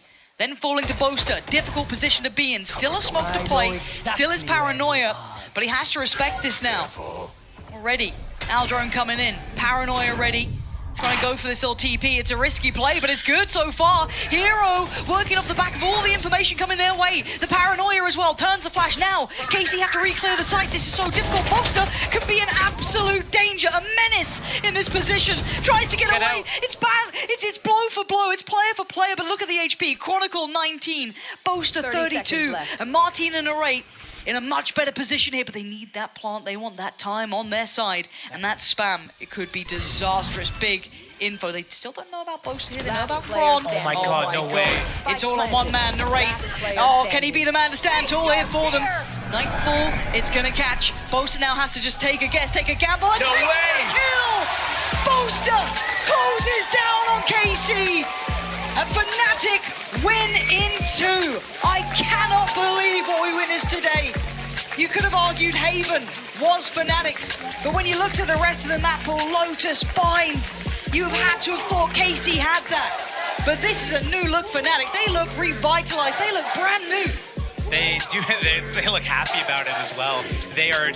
I mean, they've gone through so much this year to get to this point as well, right? They've been. When you're at the top and then you have that fall and you have to kind of climb your way back up, it is a climb. It's a struggle, and it's not easy. And to be able to do it, I mean, right here, you can see exactly how much that is meaning to them right now. And on the other side, a devastating loss for KC here, but it felt like Fnatic were the better team today. It's hard to clarify in some ways, because some of it was just pound for pound. Fnatic were hitting shots for a long time. Couple of key timeouts did bring this game back to a closer affair, but it felt almost inevitable with Fnatic after map 1 and that first half in map 2. One of the things that you can really learn from a loss like this, where you get completely blown out, 13-8, okay, not that bad on the second map. one of the things you can learn from is, hey, when we're not hitting our shots, when we're not having a good game, we need a stronger backup plan. What's our plan C for situations like that? We need to have something else in our repertoire so we can bounce back and pull something out. So this, in the long run, could make KC a much stronger team, and they already are a deadly team. Fnatic, though... Thanks, Poster. Every time it's like you're hitting like a serious point, he just pulls that out. You're like, yeah, cool. Well, I'm nice done. Yeah, no, you're right though. This long term could give KC a chance to rebuild and come back stronger. They have to learn through the losses. And you're right, sometimes when everything's working, you don't pick up all those lessons. But here, it will be a stark reminder they've got some work to do. However, we have more for you today before we close out the entire show. We have the post plant coming up, and it's something you don't want to miss. I believe Boaster and Durka will be joining Yinzu and Kikuka. That is right, Pansy. They will be joining us in just a moment. But yeah, what a victory for them. Very dominant. I mean, it's crazy also the way that they closed the entire series. But yeah, very good performance from Fnatic. They're definitely back. Before we get the boys here, let's take a look at our pay save card play of the week. And Kukuka, this one goes to Camo with his fantastic ace. I think it was crazy. I believe this was the first day of this week. It was a very, very long one, but it definitely was an impactful one when we think about Koi and the performance that they had. Hopefully we will have the pay save card play of the week. But if we do see it, you guys will know it is an ace from Camo. But before we see that play of the week, I guess I can tell you guys about a limited time offer that pay save card has as well. You can get a €5 sign up bonus and spend it on whatever you want, whether it's the team skins, whether it's the bundles. And here is the play of the week. Yeah, it was insane here on Icebox. I believe there was a lot of pressure to win this game against Giant X, and time after time, he was able to deliver. He also played incredibly today, but it wasn't enough to get the win. I think it goes to show how impressive that was, because there were so many contenders, I felt like, for the pay save card play of the week, but that one goes to Camo indeed. But let's talk about this series we just saw. Definitely how I did not expect for it to go that way. What about you? I mean, I like the Lotus. I like the adaptation. I like how they were pushed with the Euro and how they had to adapt. I think that Martin was having a banger game. It was very difficult to think about what to do against it and how quick they were going, how all the utility was falling onto place. And still, Fnatic, they managed to come up on top again. But obviously, after that performance on Haven, how could they not? We have a lot of great rivalries, and I want to pitch Boaster versus Tomazi on Lotus for the rest of time. Because how is it that every time they play against each other on Lotus, something crazy happens? I think the trash talk was also very good with Tomazi saying, "Where's Boaster? Well, where's Boaster?" I'm glad you asked where he here. is, because he's here. Durka, Boaster, please come and join us. Here's the mic. Yep, here you go. Yep. Take a little seat. Congratulations on your victory over KC. I really particularly like the way that Durka decided to Dirk all over them and show them that it was Dirk in time, because you had a fantastic performance, Durka. First of all, how does it feel to play Haven again? It feels good after all of this time. I mean, it was probably my favorite map with Icebox. Now I'm not really friends with Icebox. I like Haven more. The friendship is over. The friendship is over. Moreover, what's it like to play a mini series at this point with no Jet? You've just been doing Yoru Rays or some of the other agents as well, but we haven't seen the Jet in a second. Yeah, I mean, Jet got nerfed a little bit, too much, and at this state of the map, well, I think Yoru comes in like really well on other maps like Haven, for example. You can play really well with rotations and do really good stuff with your util, and I feel like that's a bit more important than Jet just dashing out. Like I feel like I have more creativity and like I have more freedom to make plays on Yoru than Jet. I wanted to know, was this always the idea for Haven to run a double duelist with the ISO? How do you end up here? Like, even if ISO wasn't buffed or something had been changed, was the double duelist something that you wanted to run? This came out last minute? You can answer as well. Yeah, you don't need my permission. I think we decided to cheese it a bit, I think. Yeah, I think the meta was coming back, and we thought potentially there could be the Viper comps.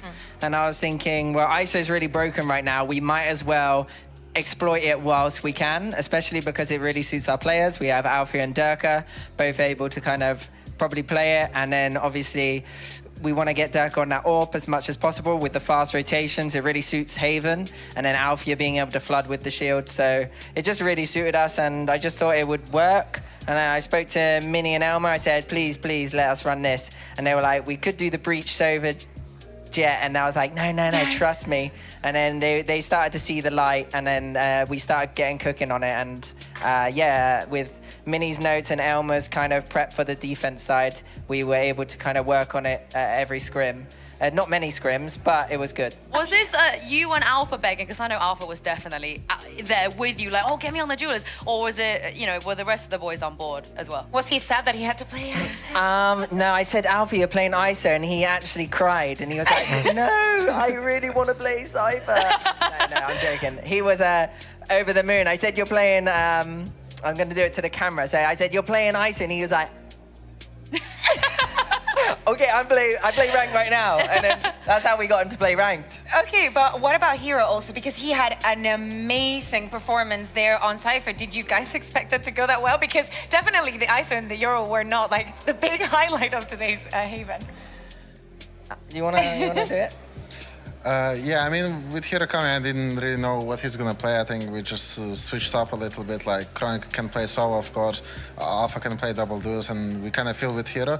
I think he did really well. Like, he didn't have much time to prep with us, but I think he has done really well. He's really keen to learn, and like, really amazing guy and fun to play with. So it's been really great. Honestly, it's just a Fnatic way, right? Every player that you pick up has always been like a hidden gem. Earlier you said that, you know, you and Icebox, you had a bit of a breakup, you know, not your best friend anymore. What about the agents? Is Jet still your, you know, your thing, or have you had a breakup with Jet as well? You got a new best friend? No, I think Yoru is my best friend. Ever since he got buffed and I started playing him, I'm like, this just gets stronger and stronger. And I think the more you play with him, I think the more stronger you get with him. It's like, I think the skill ceiling on that agent is the highest, and you can do like amazing things with it. It is fun to watch you guys play that. I want to talk about that Haven a little bit more because, as you would know, Boaster, it's not really the Viper Harbor is not something that a lot of teams do, especially in EU. The pick rate is extremely low, but luckily you have played against Loud about 3 times in 1 year, and Loud are like the godfathers of Viper Harbor. So when you saw that comp come up today, did you immediately think, oh, I know exactly what to do? I know the Sadak wars, I know the timings, or were you kind of like, oh, I'm a little bit confused? I think obviously the Viper was a lot more oppressive with the double spits and the longer wall and orb combination. You can put both up, combination. But no, I think after playing against Loud, I don't think anyone really can compete in terms of how oppressed we felt in the map. So when we played against KC today, we had a different comp, so it kind of suits against this Viper. We didn't even get to do any attack rounds, which would have been the slightly more difficult side. But in terms of the way that KC were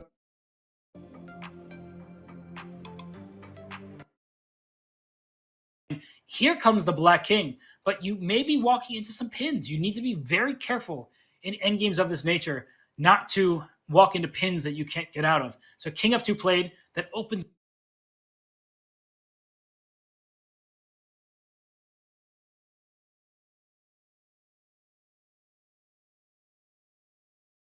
Obros knows, hey, we have better weapons, we can't commit another player in, so we have to forfeit that spot. And it could be a great opportunity for Pancakes to get a shot here as he spots 2, trying to lean back towards this A side. This could get dangerous for Dobros, trying to clear into a site with Riku dead, not going to have the Prowlers or the Haunt, so they're just going to have to hard check all of these corners, and Fluffy Hamers are taking advantage of that. Pancakes jiggling, going to get the info, trying to bait for Mame. And But Aftershock, though. Pushed out, yeah, exactly. Pushes them away, and they're going to hear that, so they know those 2 players are still inside this A site. Unknown is going to be Jono, is trying to watch that push up on middle. 30 seconds left as we have a trade of utility on both ends, and a commitment now towards the A site. A smoke forces now the players to run out without the smokes, but Drone still gets the opener. Mummy lights up 2, and it goes back and forth for the instant trade towards the end, and Fluffy Aimers convert their bonus round. It really is just so difficult for Dobros to work that site with Riku down, their only info gathering agent. Fluffy Aimers are just able to play those corners, stack up together. And again, these swings for each other are just perfect. The trade from Mame. As soon as he takes that second fight, Jonah's swung out from spawn. Bonus round converted. It was already going to be an uphill battle on this map for Dobros. It is Fluffy Aimer's best map, bar none. And bonus converted against them. Such a rough beginning. Yeah. That means they're going to trail behind a lot on economy, and hopefully here by round number 5 or 6, you're going to get these ults with the economy to go in tandem so that Dobros could start initiating and start hopefully bringing some rounds back. Well, you saw at the beginning of this round just trying to add that pressure on that B side while Zachary has this Stinger with no armor, and they're just controlling orbs once again. So same thing, trying to get the ults as close as possible so they could potentially leverage the overdrive in the next round. Pretty standard. You're just going to have your Cypher set up on one site, be able to stack elsewhere. Bit of a passive info gathering setup for Jonah. You can see he's just going to fall off while the rest of the team lock down the other side of this map towards market. It's too good. Right now, it's just a paranoia for them to split towards A, but look at the position you have from Fluffy Aimers, who you just mentioned here, Wide. Playing passively off the reaction of a camera. They know that it could be very poppy towards this A side. They could run the protocols of just going for a flood retake at this point. But at least Dobros, they get a plant, they have a setup for a trip, and now they can focus on fighting towards a spawn where there's only Pancakes watching it in that spot. No flashes to come through, only an aftershock trying to walk contact just behind the smoke. And there's that flash, it will contact, and there's that transfer. Oh, gets the ace stolen away from Bones, but that at least will pad up the stats from a lot of these players, and also securing the Seekers in a round, giving the defuse away to Pancakes. That first shot with him was pretty nasty. This one onto Zachary there while he was jumping across was a little bit midair. Had just like a millisecond to hit that before he was going to pass back behind that wall. That's what was pretty sick. We wanted to do a highlight on Pinkies, but we've done enough. The shooting will do it in itself. Yeah, we highlighted him every single week. Have to give some credit to Bones in the pre-show. All right, Dobros, they finally have a real shot at winning a round here. Full buy. So close to these ultimates. It's important that they fight over the orbs, and Fluffy Aimers recognize that. They're ready to go for an aggro play B main if that orb gets tapped. Yeah. Especially off the dog, too. They're trying to clear in. When you hear this early coming out for position with the camera, though, they might be a re-hit for Dobros towards this B side. You mentioned they're close to these ults, but Drone is still 2 away, so they can't pick up an orb and really try to fight for an ult towards the B site. But that dog actually forced players to fall back. So this is a great read coming out here from the IGLing of Dobros. I do love this setup from Fluffy Aimers. They just have Jonah holding the line with an AWP on A, the AWPing Cypher, just bringing out something unexpected to allow them to stack B where the hit's coming. Look at that. Bunch of utilities trying to take control towards market at the beginning. Riku still lands their spot and holds their spot to get the pick there onto Bones. But Pancakes following the Seekers, spraying through the cage, answers right back. The spike has been planted at least, and the Seekers are trying to find the other players towards this B site, and they realize that there's pressure from Zachary all the way back towards Boba, and it's a 3 versus 2 in the advantage of Dobros, and Jonah's going to try to fight back. They have money to work with. They could make this expensive against Dobros. There's that first contact, and then a swing from Mummy to help out. It's a 1-for-1 though. Power of numbers out in favor of Dobros, and also the time in favor of the DBs. And now through the smoke, a nice tap there on the first one of Zachary, but he has no idea on the other end. They were just waiting, but the shots missed. Now there's no time left, though. Drone is playing the patience to his favor. A jiggle for the headshot, and Dobros is on the board. They opted to play that post plant, just crossfires set up in sight with the man advantage instead of what you typically expect, which is the Pearl cosplay in B main, where you just plant the spike for it and everyone just sprays at it. Oh, you can see Jonah was so locked in on that left side swing for main, because that is where it would come 90% of the time. So just throwing them off a bit there. That was a good B side hit, though. Yeah. At least for now, you're definitely seeing from Dobros, as you just mentioned, it's they were able to double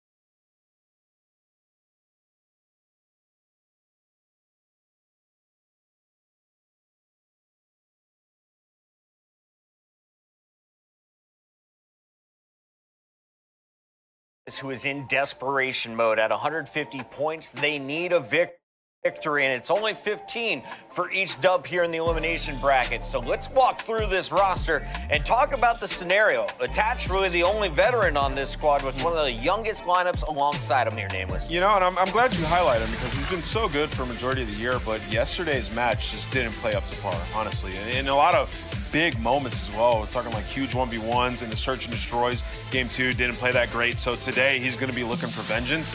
Another thing with these guys, like the first bloods just weren't there in Game 2. And this is a team that throughout the stage, top 2 in first blood. So let Johnny get loose. It happened in that Game 5 where he lost the clutches, but it's got to happen earlier. I want to see it in Game 2 this series. For me, from the Monster RG pregame, Vegas Legion, the control and tech has been a real, 5-5 in high rise, 2-4 in invasion. I don't know what they have in the series just yet when we look at that layout, but my biggest worry currently when it comes to Vegas Legion is just they play down to their competition a lot, which kind of creates this to be a trap game for them right now. Again, this win is everything for champs, and their biggest weakness has been that search and destroy, worst in the league in defense, going up against what we just saw, Boston, a top 2. So attack's going to have to be on point in this series. Got to give a shout out to DM Theory, the GM and coach of Las Vegas, and of course to all the gentlemen up top there. As you see, LAG is watching with anticipation to see if Boston can pull off the improbable. Let's take a look at the best of 5 and see what we have in store for us. Vegas, how confident should they be seeing 6-star and Vista as their 2 hardpoints? I would say you feel very confident in this map set for Vegas until Game 5. And then it's like you've had a couple bad 6-star losses. Boston's won it before. So you just want to close these guys out as fast as you can. Don't let them get comfortable down there on the stage. Yeah, they're definitely looking to close this in 3. You're talking about their best hardpoint and search and destroy open up this series, as well as you could argue maybe their best control 2-2 when it comes to the split. So Vegas Legion are hoping to get this done in 3. It's going to be a fun series. We got a moment before we're ready to get kicked off. We should remind everybody where we're at with our overall standings and where we are at with our Major 4 standings. Carolina is out. They were the first team to fall against Toronto. The loser of this one is also done for the tournament and the chance to win points complete for your season. Let's take a look at what is on the line, as here are our current standings. Royal Ravens out at 150. Vegas Legion is looking to bump up to 165, but they need at least 2 match wins to catch up to teams like Miami and Gorillas. And that's why you have LAG sitting up there, right? They know that they have a massive opportunity to go far in this tournament, but if Vegas lose this series, it just puts them in that much better of a situation to lock up champs. Vegas Legion, with Boston in front of them, right? Like, you are your own enemy. You just got to beat these guys. They've been dead last for 2 stages now, 3 for the entire year, as a matter of fact. So Vegas got to get a quick dub, 3-0. Allie, let's tell the spoiler story here to the dismay of Vegas fans. If Boston is going to earn $7,500 and a chance of doubling up with every series, who is the one player that you think is the X factor? Who is the key player to watch tonight? Oh man, the one player that's going to be the X factor? I have to go with the rookie and Snoopy. I have to, because there's so much weighing on him putting his stock on the line right now, because he is on the team last in the league in points right now. They're not going to make it the champs. This is his last opportunity to show what he's capable of doing with his back against the wall in this sort of situation, and he's been really inconsistent. It's been really up and down for Snoopy as a player. So for him, I mean, he's still in the rookie of the year conversation as far as KD goes, but I think he's going to really have to prove his worth as an individual right now. Is this a better setting for him without all the fans, Nameless? Oh, without question, Chris. I mean, he looks much more comfortable. He knows what's at stake, but also people have been very hard on Snoopy. I mean, he's 18, dude. He's so young. All these matches are experience. He's definitely learning from this, and he's got one final opportunity throughout this lower bracket to leave a stamp and get a spot for next year. 18 with one of the best snappers in the game isn't enough to get a Boston dub. It's time to make our pick'ems official. And Alley Cat, welcome back to the lead. Let's kick things off first. Where are we leaning? This one's actually really hard. I don't really know. Yo, LAG, who's going to win? Boston, they say. I'm going to go with the Boston Breach. They made me dye my hair purple, so I trust them with this one. Nameless? She is on Mars. I'm going to go with Las Vegas Legion. I think they take this in conviction. Fine. Worst he can do is timing. With conviction, Attach is going to lead the way, but Johnny has to seal the deal in a Game 5. I have a feeling we're going the distance, but it's Vegas who walks forward in this tournament. To find out, though, who's right? Is Allie going to still crush it up here on the prediction game? We've got Miles and Chance down on the floor. It's not just Ali, Chris. It's also the entirety of the LAG team, including their coaching staff as well. So everyone's in attendance here for a very, very sick but exciting Friday chance. We say goodbye to another team. Yeah, and of course, the reason why we're going to say goodbye to another team, end of the year, end of the tournament, and why LAG is effectively playing on Vegas's downfall is because Vegas is one of the teams in the hunt to knock them out of their champ spot. So some teams are comfortable having fun on a Friday. Some teams incredibly stressed out as we're about to get into the series. Starting things off on 6-star, and of course, Vegas happy to be playing Boston in the losers bracket, but we learned Boston is capable of taking down some pretty important teams in the league. They can play spoiler again, and of course, they're playing with less pressure. They already know they're not going to champs. This is their final tournament. This is where they want to make a run. What a last stand Boston Breach could make here at the Major. We'll find out how that goes. But into map number 1, folks. 2-2 split right off the rip for Vegas Legion, playing for a hell of a lot more than just positions here at this tournament. Can they make it to champs while the saga continues? On board with Nero, who's feeling fantastic, by the way. We've had full confirmation from the man himself. He's feeling good. And there you go. Vegas are in the time. His sickness just came from something he ate. I know his pre-game ritual occasionally involves Skittles, so yeah, dangerous to go for a lot of candy before a match, but whatever he had this morning pays off. Perfect opening break, 2-0 start. And obviously for Boston, great in the map ones, but that is a wild stat. We get to see if we believe. Or are we believers? Boston with an immediate break back here on P1, the final 15. Good news for the Vegas fans. You have this side of the minimap. It's on attach now to identify the attack. Priester, he will be the first man in, or will he? Snoopy's there for it as well. Lovely work there at the Boston boys. Good stuff. Chance on land when it comes to the map 1 wins. See if they can keep this one going. Good hit. And that's hardpoint now in their hands. And good rotation as well if they can catch Nero. And yep, Snoopy's there to catch him. And Snoopy right now basically toying with the entire Vegas team, but Attach makes the easy read. Snoopy sprints into death, and now you got Vegas swarming, attempting to make this break. But I mean, Boston holding them off so far. They got all their bases covered. Major taking a swim, and not a route Geo wants to take. Gonna go through the vents instead. It's so hard, man. I mean, this is a guaranteed death, right? You have to send it.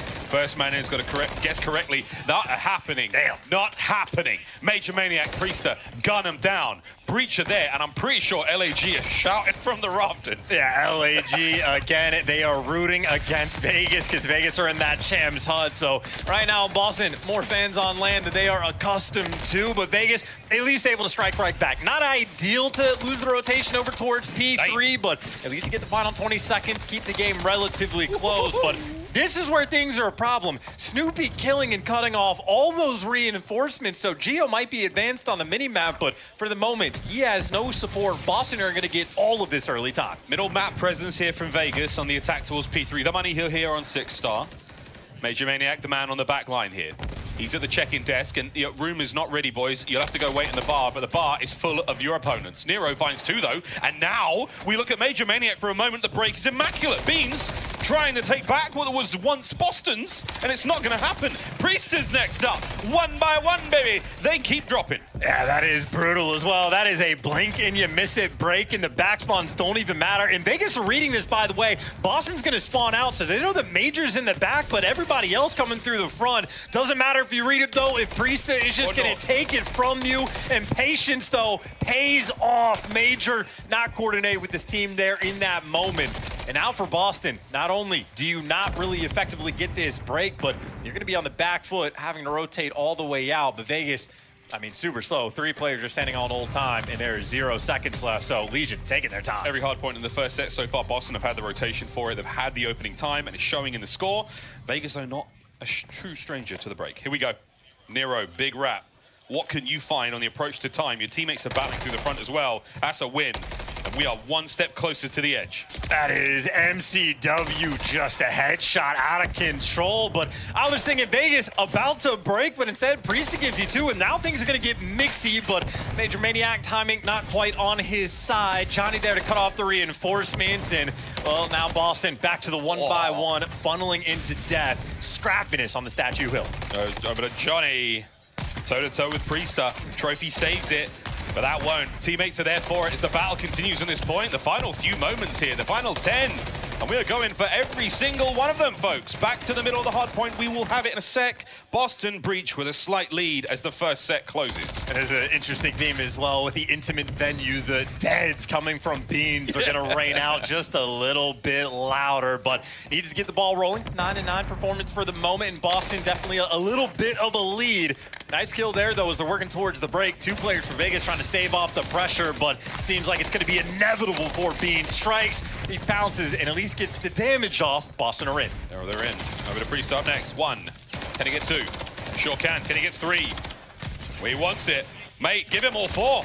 P-Dog over the top, though, attached. Nice work there. Gio's helping him out. Gio finds 2 on the immediate break. That's Vegas in the middle. Yeah, there's a big moment, too. 20 seconds going to be left on this P1 hill, and that is plenty to collect. And more importantly for Vegas, they have the right side spawns as well. So they can pump the brakes, play a little bit slow, and Nero gets caught. And Vegas, again, they have 2 players stacked up over towards you, so not a lot of pressure on the rotation. Plenty of pressure, though, on the hill, and Gio doing a fantastic job staying alive, at least for a moment. You clean house, you keep the spawns, you win the rotation. A 4-point game as the hill pops. Oh, Johnny, who drops the O, picks up 2.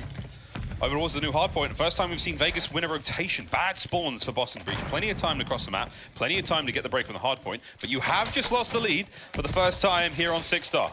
And Prisa might have found some timing, too. Nero goes to check the flank for just a moment, but gives it up. And Prisa a little bit slower than they expected, but quick enough to get the break. 25 seconds in, and Boston already made their move. Trying to make reads on the players on spawn. Priester on a roll. Can he find another one? Over to Nero. Nearly, but not enough. Nice work with the rival 9s there. Boston, they do manage to get into the hard point. Great work there. Looking to retake the lead. Yeah, these guys have absolutely thrived on the P2 hill. That's been the biggest benefit there for Boston, and maybe a little bit of time to work on the rotation as well. 15 seconds gives time for a guy like Priesta to at least work this player in the back, but this is Rival 9 versus an MCW, so Priesta gonna have to play for scams. You see his teammates on the minimap still way across the map at the old time, so a 10-point game, but now it's Vegas' turn to try to get this hole. Yeah, no cruise missiles, no one's gonna be able to bang that hard point open. In through the front they go.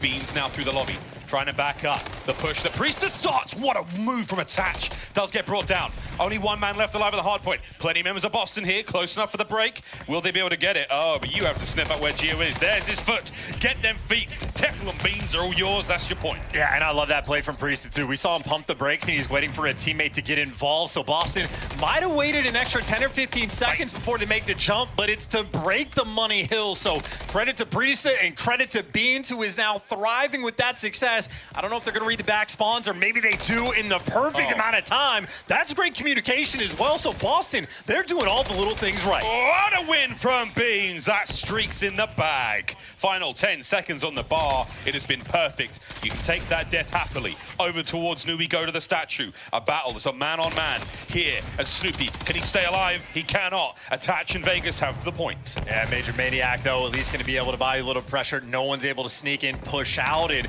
well, his teammates got a double hit coming through you as well, so Vegas gonna have to turn a little bit in the setup. Trophy, at least one of them taken care of, and 4 players. Beans ripping heads. Beans with a Hawk 2-piece, and he rips off a big dead that echoes through Burbank. Snoopy finds 2 of his own. 18 and 18 for him, a little slow, but not a bad look. 20-point game now as Vegas are starting to slow down, and there's 30 seconds left on this point chance. Tons of time to go. That's the Beans cam, folks.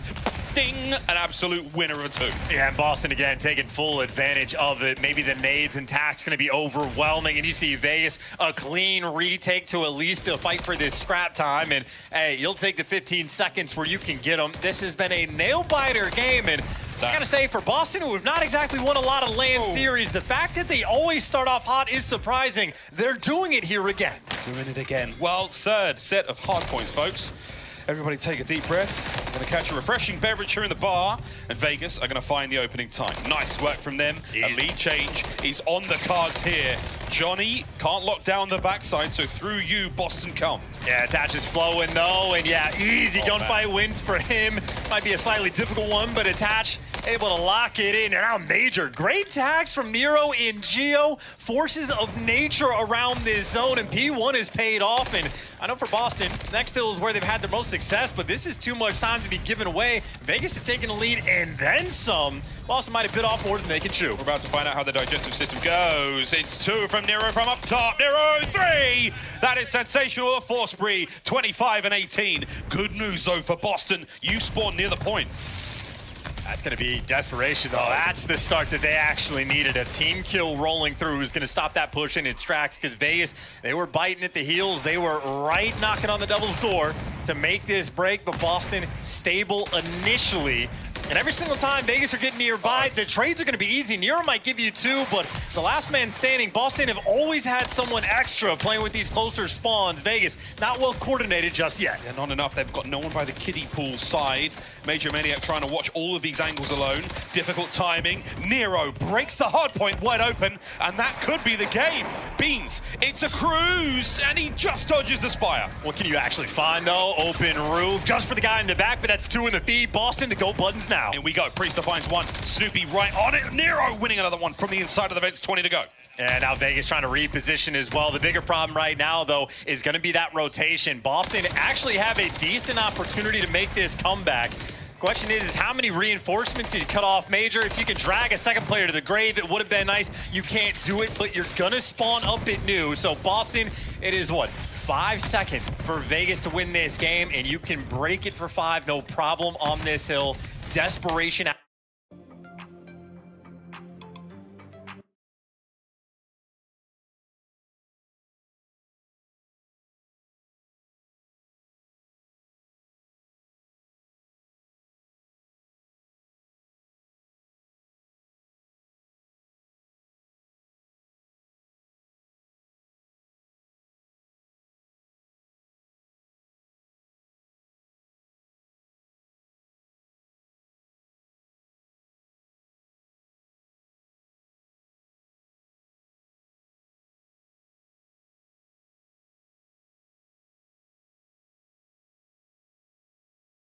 Over next, Greg Gilbert and Anthony Daban rounding out the top 6.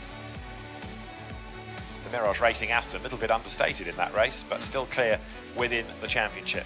And of course, 3 more events still to go in GT4 race here tomorrow. So the next of the podiums will take us to silver or to Am. We'll confirm in a moment. And there to the podium come Hugo Sasa and Rafael.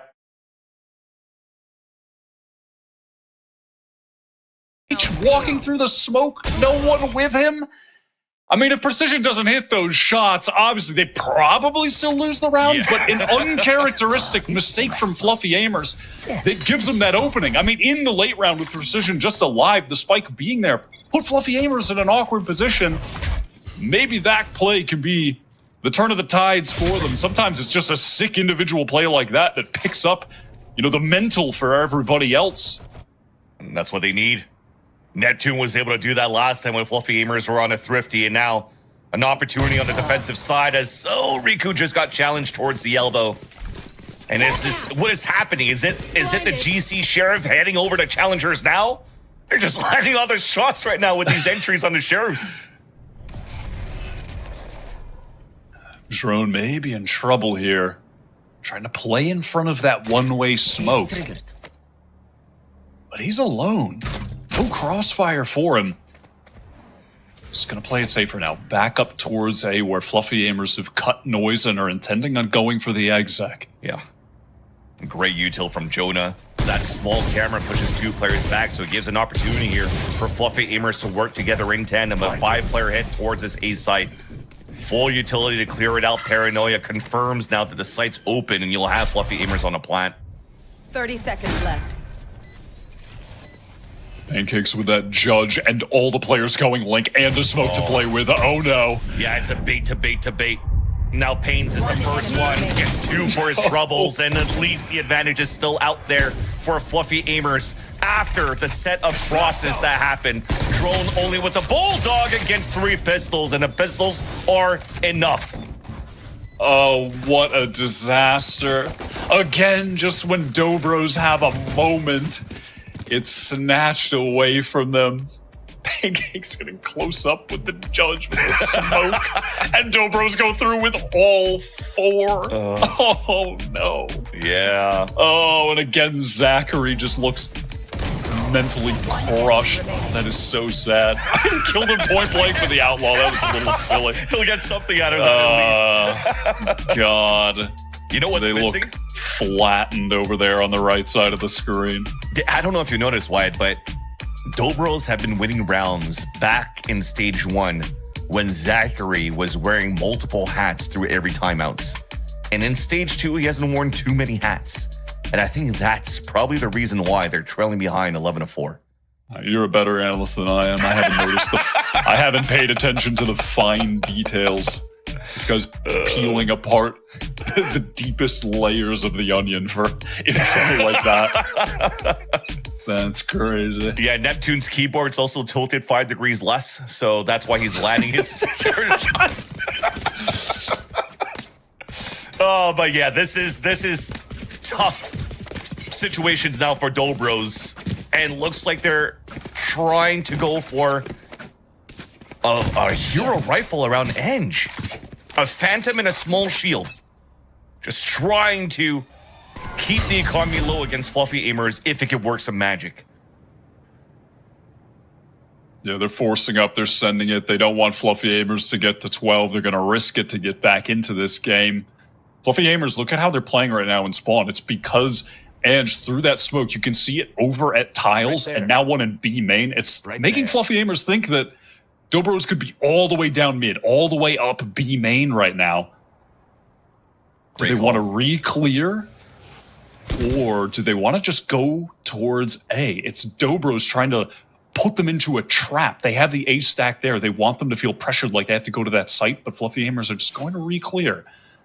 Only into tiles, though, so they may still run into this stack. This is a good game plan from Dobros. And the silver lining, though, for Fluffy Aimers is that they re-cleared middle without using utility. So they'll have utility for the actual hit towards the site. It's A, first contact, fault line out, and that crossfire is perfect. The trap play is good for Dobros to get the opening kill.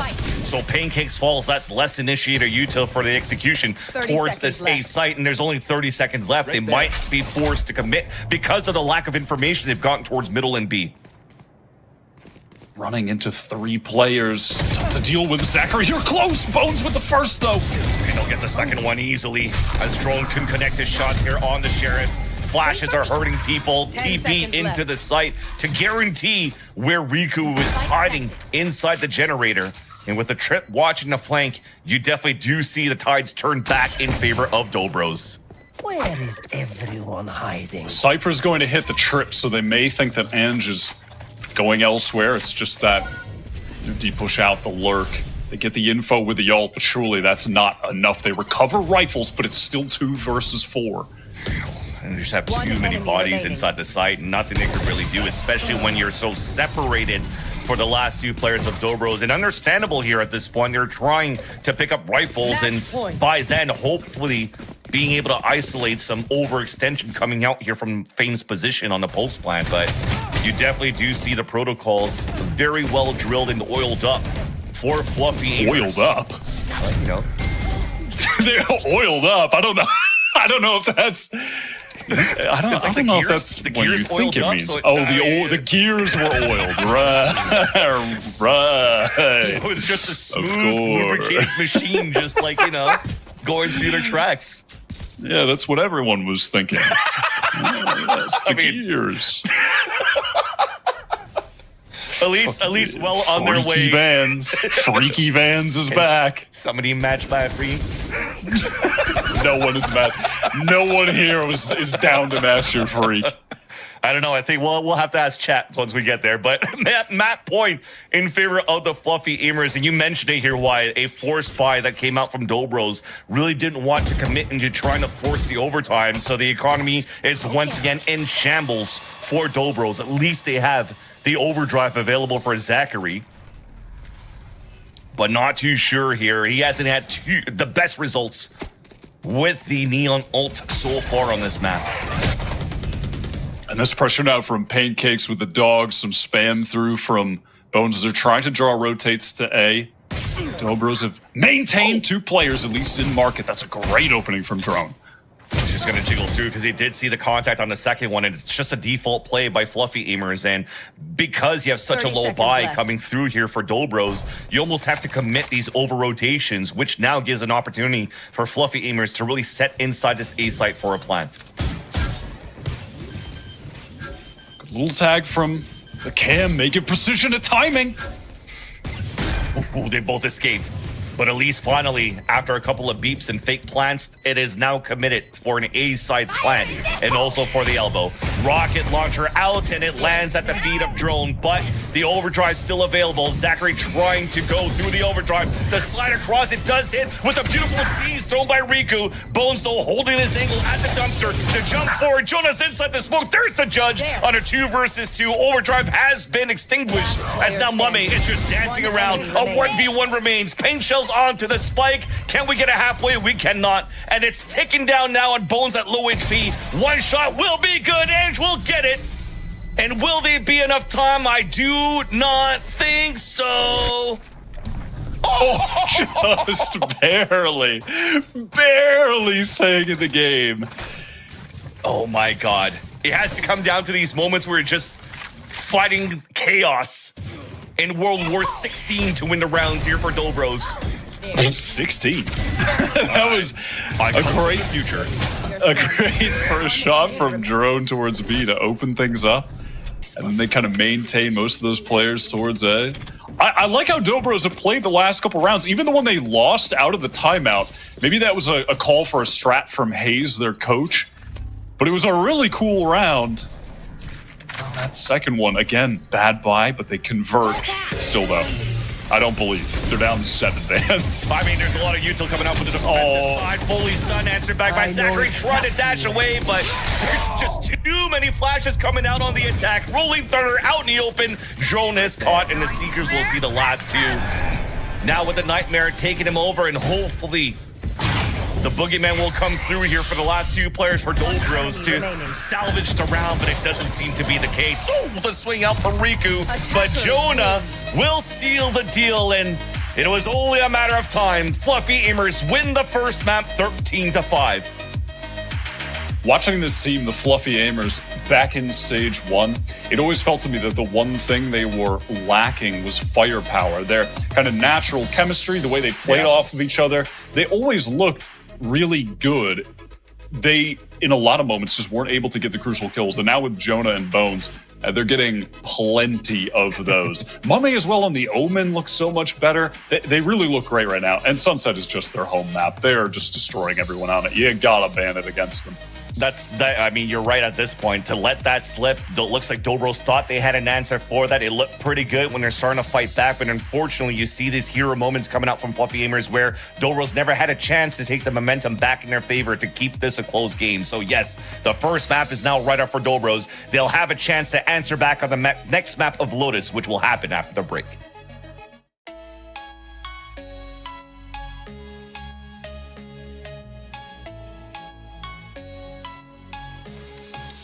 Dude, I can't even tell you honestly. I couldn't even give you this answer. I'm gonna have to go like Sentinels, Loud, EG.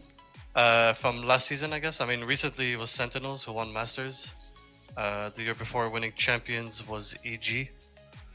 And then before that, yeah, just Champions basically. And then it was Fnatic, correct? Oh my, am I gonna have a brain fart here? Okay, most recent one was EG. It goes EG. Is it Loud? Fnatic or Loud? Maybe Loud. But I think it was Fnatic, and then I don't know. And then before that it was Ascend, I think. I could be wrong. Got EG last year, then Loud, then Ascend.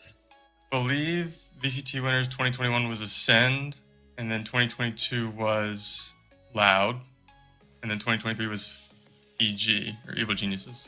The most winning teams chronological order. Bro, I'm gonna be so bad at this. All right, so Sentinels, right? Surely, or am I? I won't even ask because they're gonna be wrong. Sentinels, I know dude, I don't pay attention to winners. This Sentinels, Ascend, I know Ascender in there. Optic won something. We always be talking about, I don't know what they won, but they won something. And then Fnatic won something, right? So something like that. So most recent one's EG. Then I'm pretty sure we have Loud. And we have Ascend. Pretty sure those are the only three. The VCT champions for 2021, Ascend. 2022, Loud. And 2023, EG, Evil Geniuses. Well, 2021 was Ascend. 2022 it was Loud. 2023 was EG. It was Ascend, Loud, and then EG. 2021 champion team was Ascend, and then the 2022 champion team was Loud, and then 2023 was EG. First year, it wasn't Sentinels. I think it was Ascend, right? Ascend won the first year? Okay. And then the second year? Dude, who won the second year? Was that 2023, right? Okay, so that literally just happened. It was EG. EG won it. So 2023 was Evil Geniuses. 2022 was Loud. And then 2021 would have been Ascend, I think. Loud won. I know Sentinels won. And wait, EG, right? I'm not. That's definitely not the correct order. The champions winners in order would be Ascend with CNED and Bone Gold Keyless, and then it would be the next one would be 2022 would be Loud, the Saucy Pincata Aspas Core. The next champions winners would be EG, and then we don't know who 2024 is.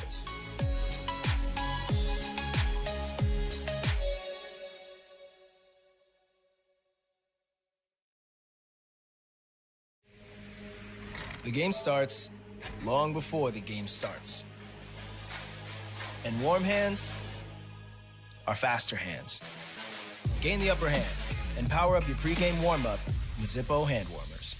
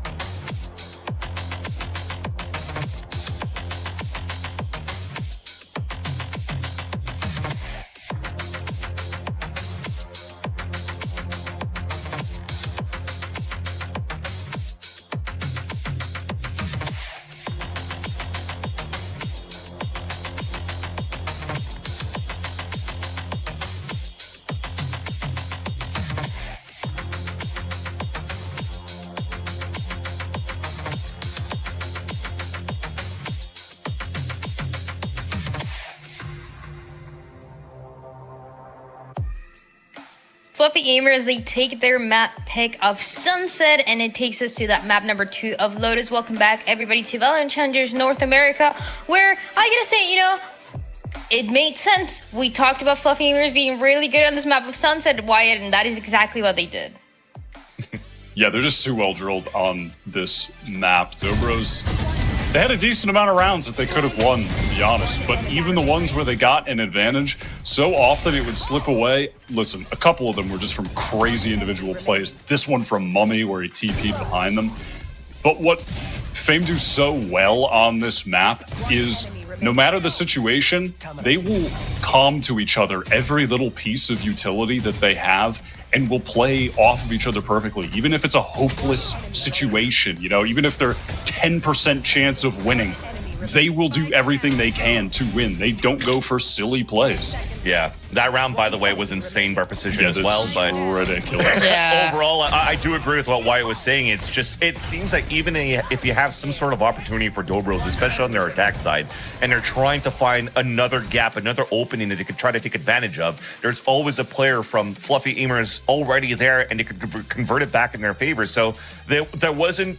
It almost felt when you're looking at Fluffy Gamers, because they're so confident on this map, it doesn't matter if they're behind by 1 and 2. They still understand the protocols and what they need to watch over and how they can play the retake where it's weaker on the other end when they lost a player to capitalize on these dubs. I mean, if you're looking at it, it's still 8 first bloods that you had for Dobro, so they had opportunities to really get the advantages in these rounds. But Fluffy Gamers were always like one step ahead in terms of util and trades that you saw. Especially what was it? Where that judge round with the pistols too is so hard to play against that. Especially when you have to adapt to this neon and these ideas that this side of Dobros is trying to implement. Fluffy Gamers once again prove like they are so good at this map. And honestly, this is not an easy map at all. You need to have a lot of ideas, a lot of layers to it, as we've seen Fluffy Gamers have compared to a lot of the other teams in challenges. That's why they continue to take these dominant wins like they just did against Dobros. And it's a team of Dobros that have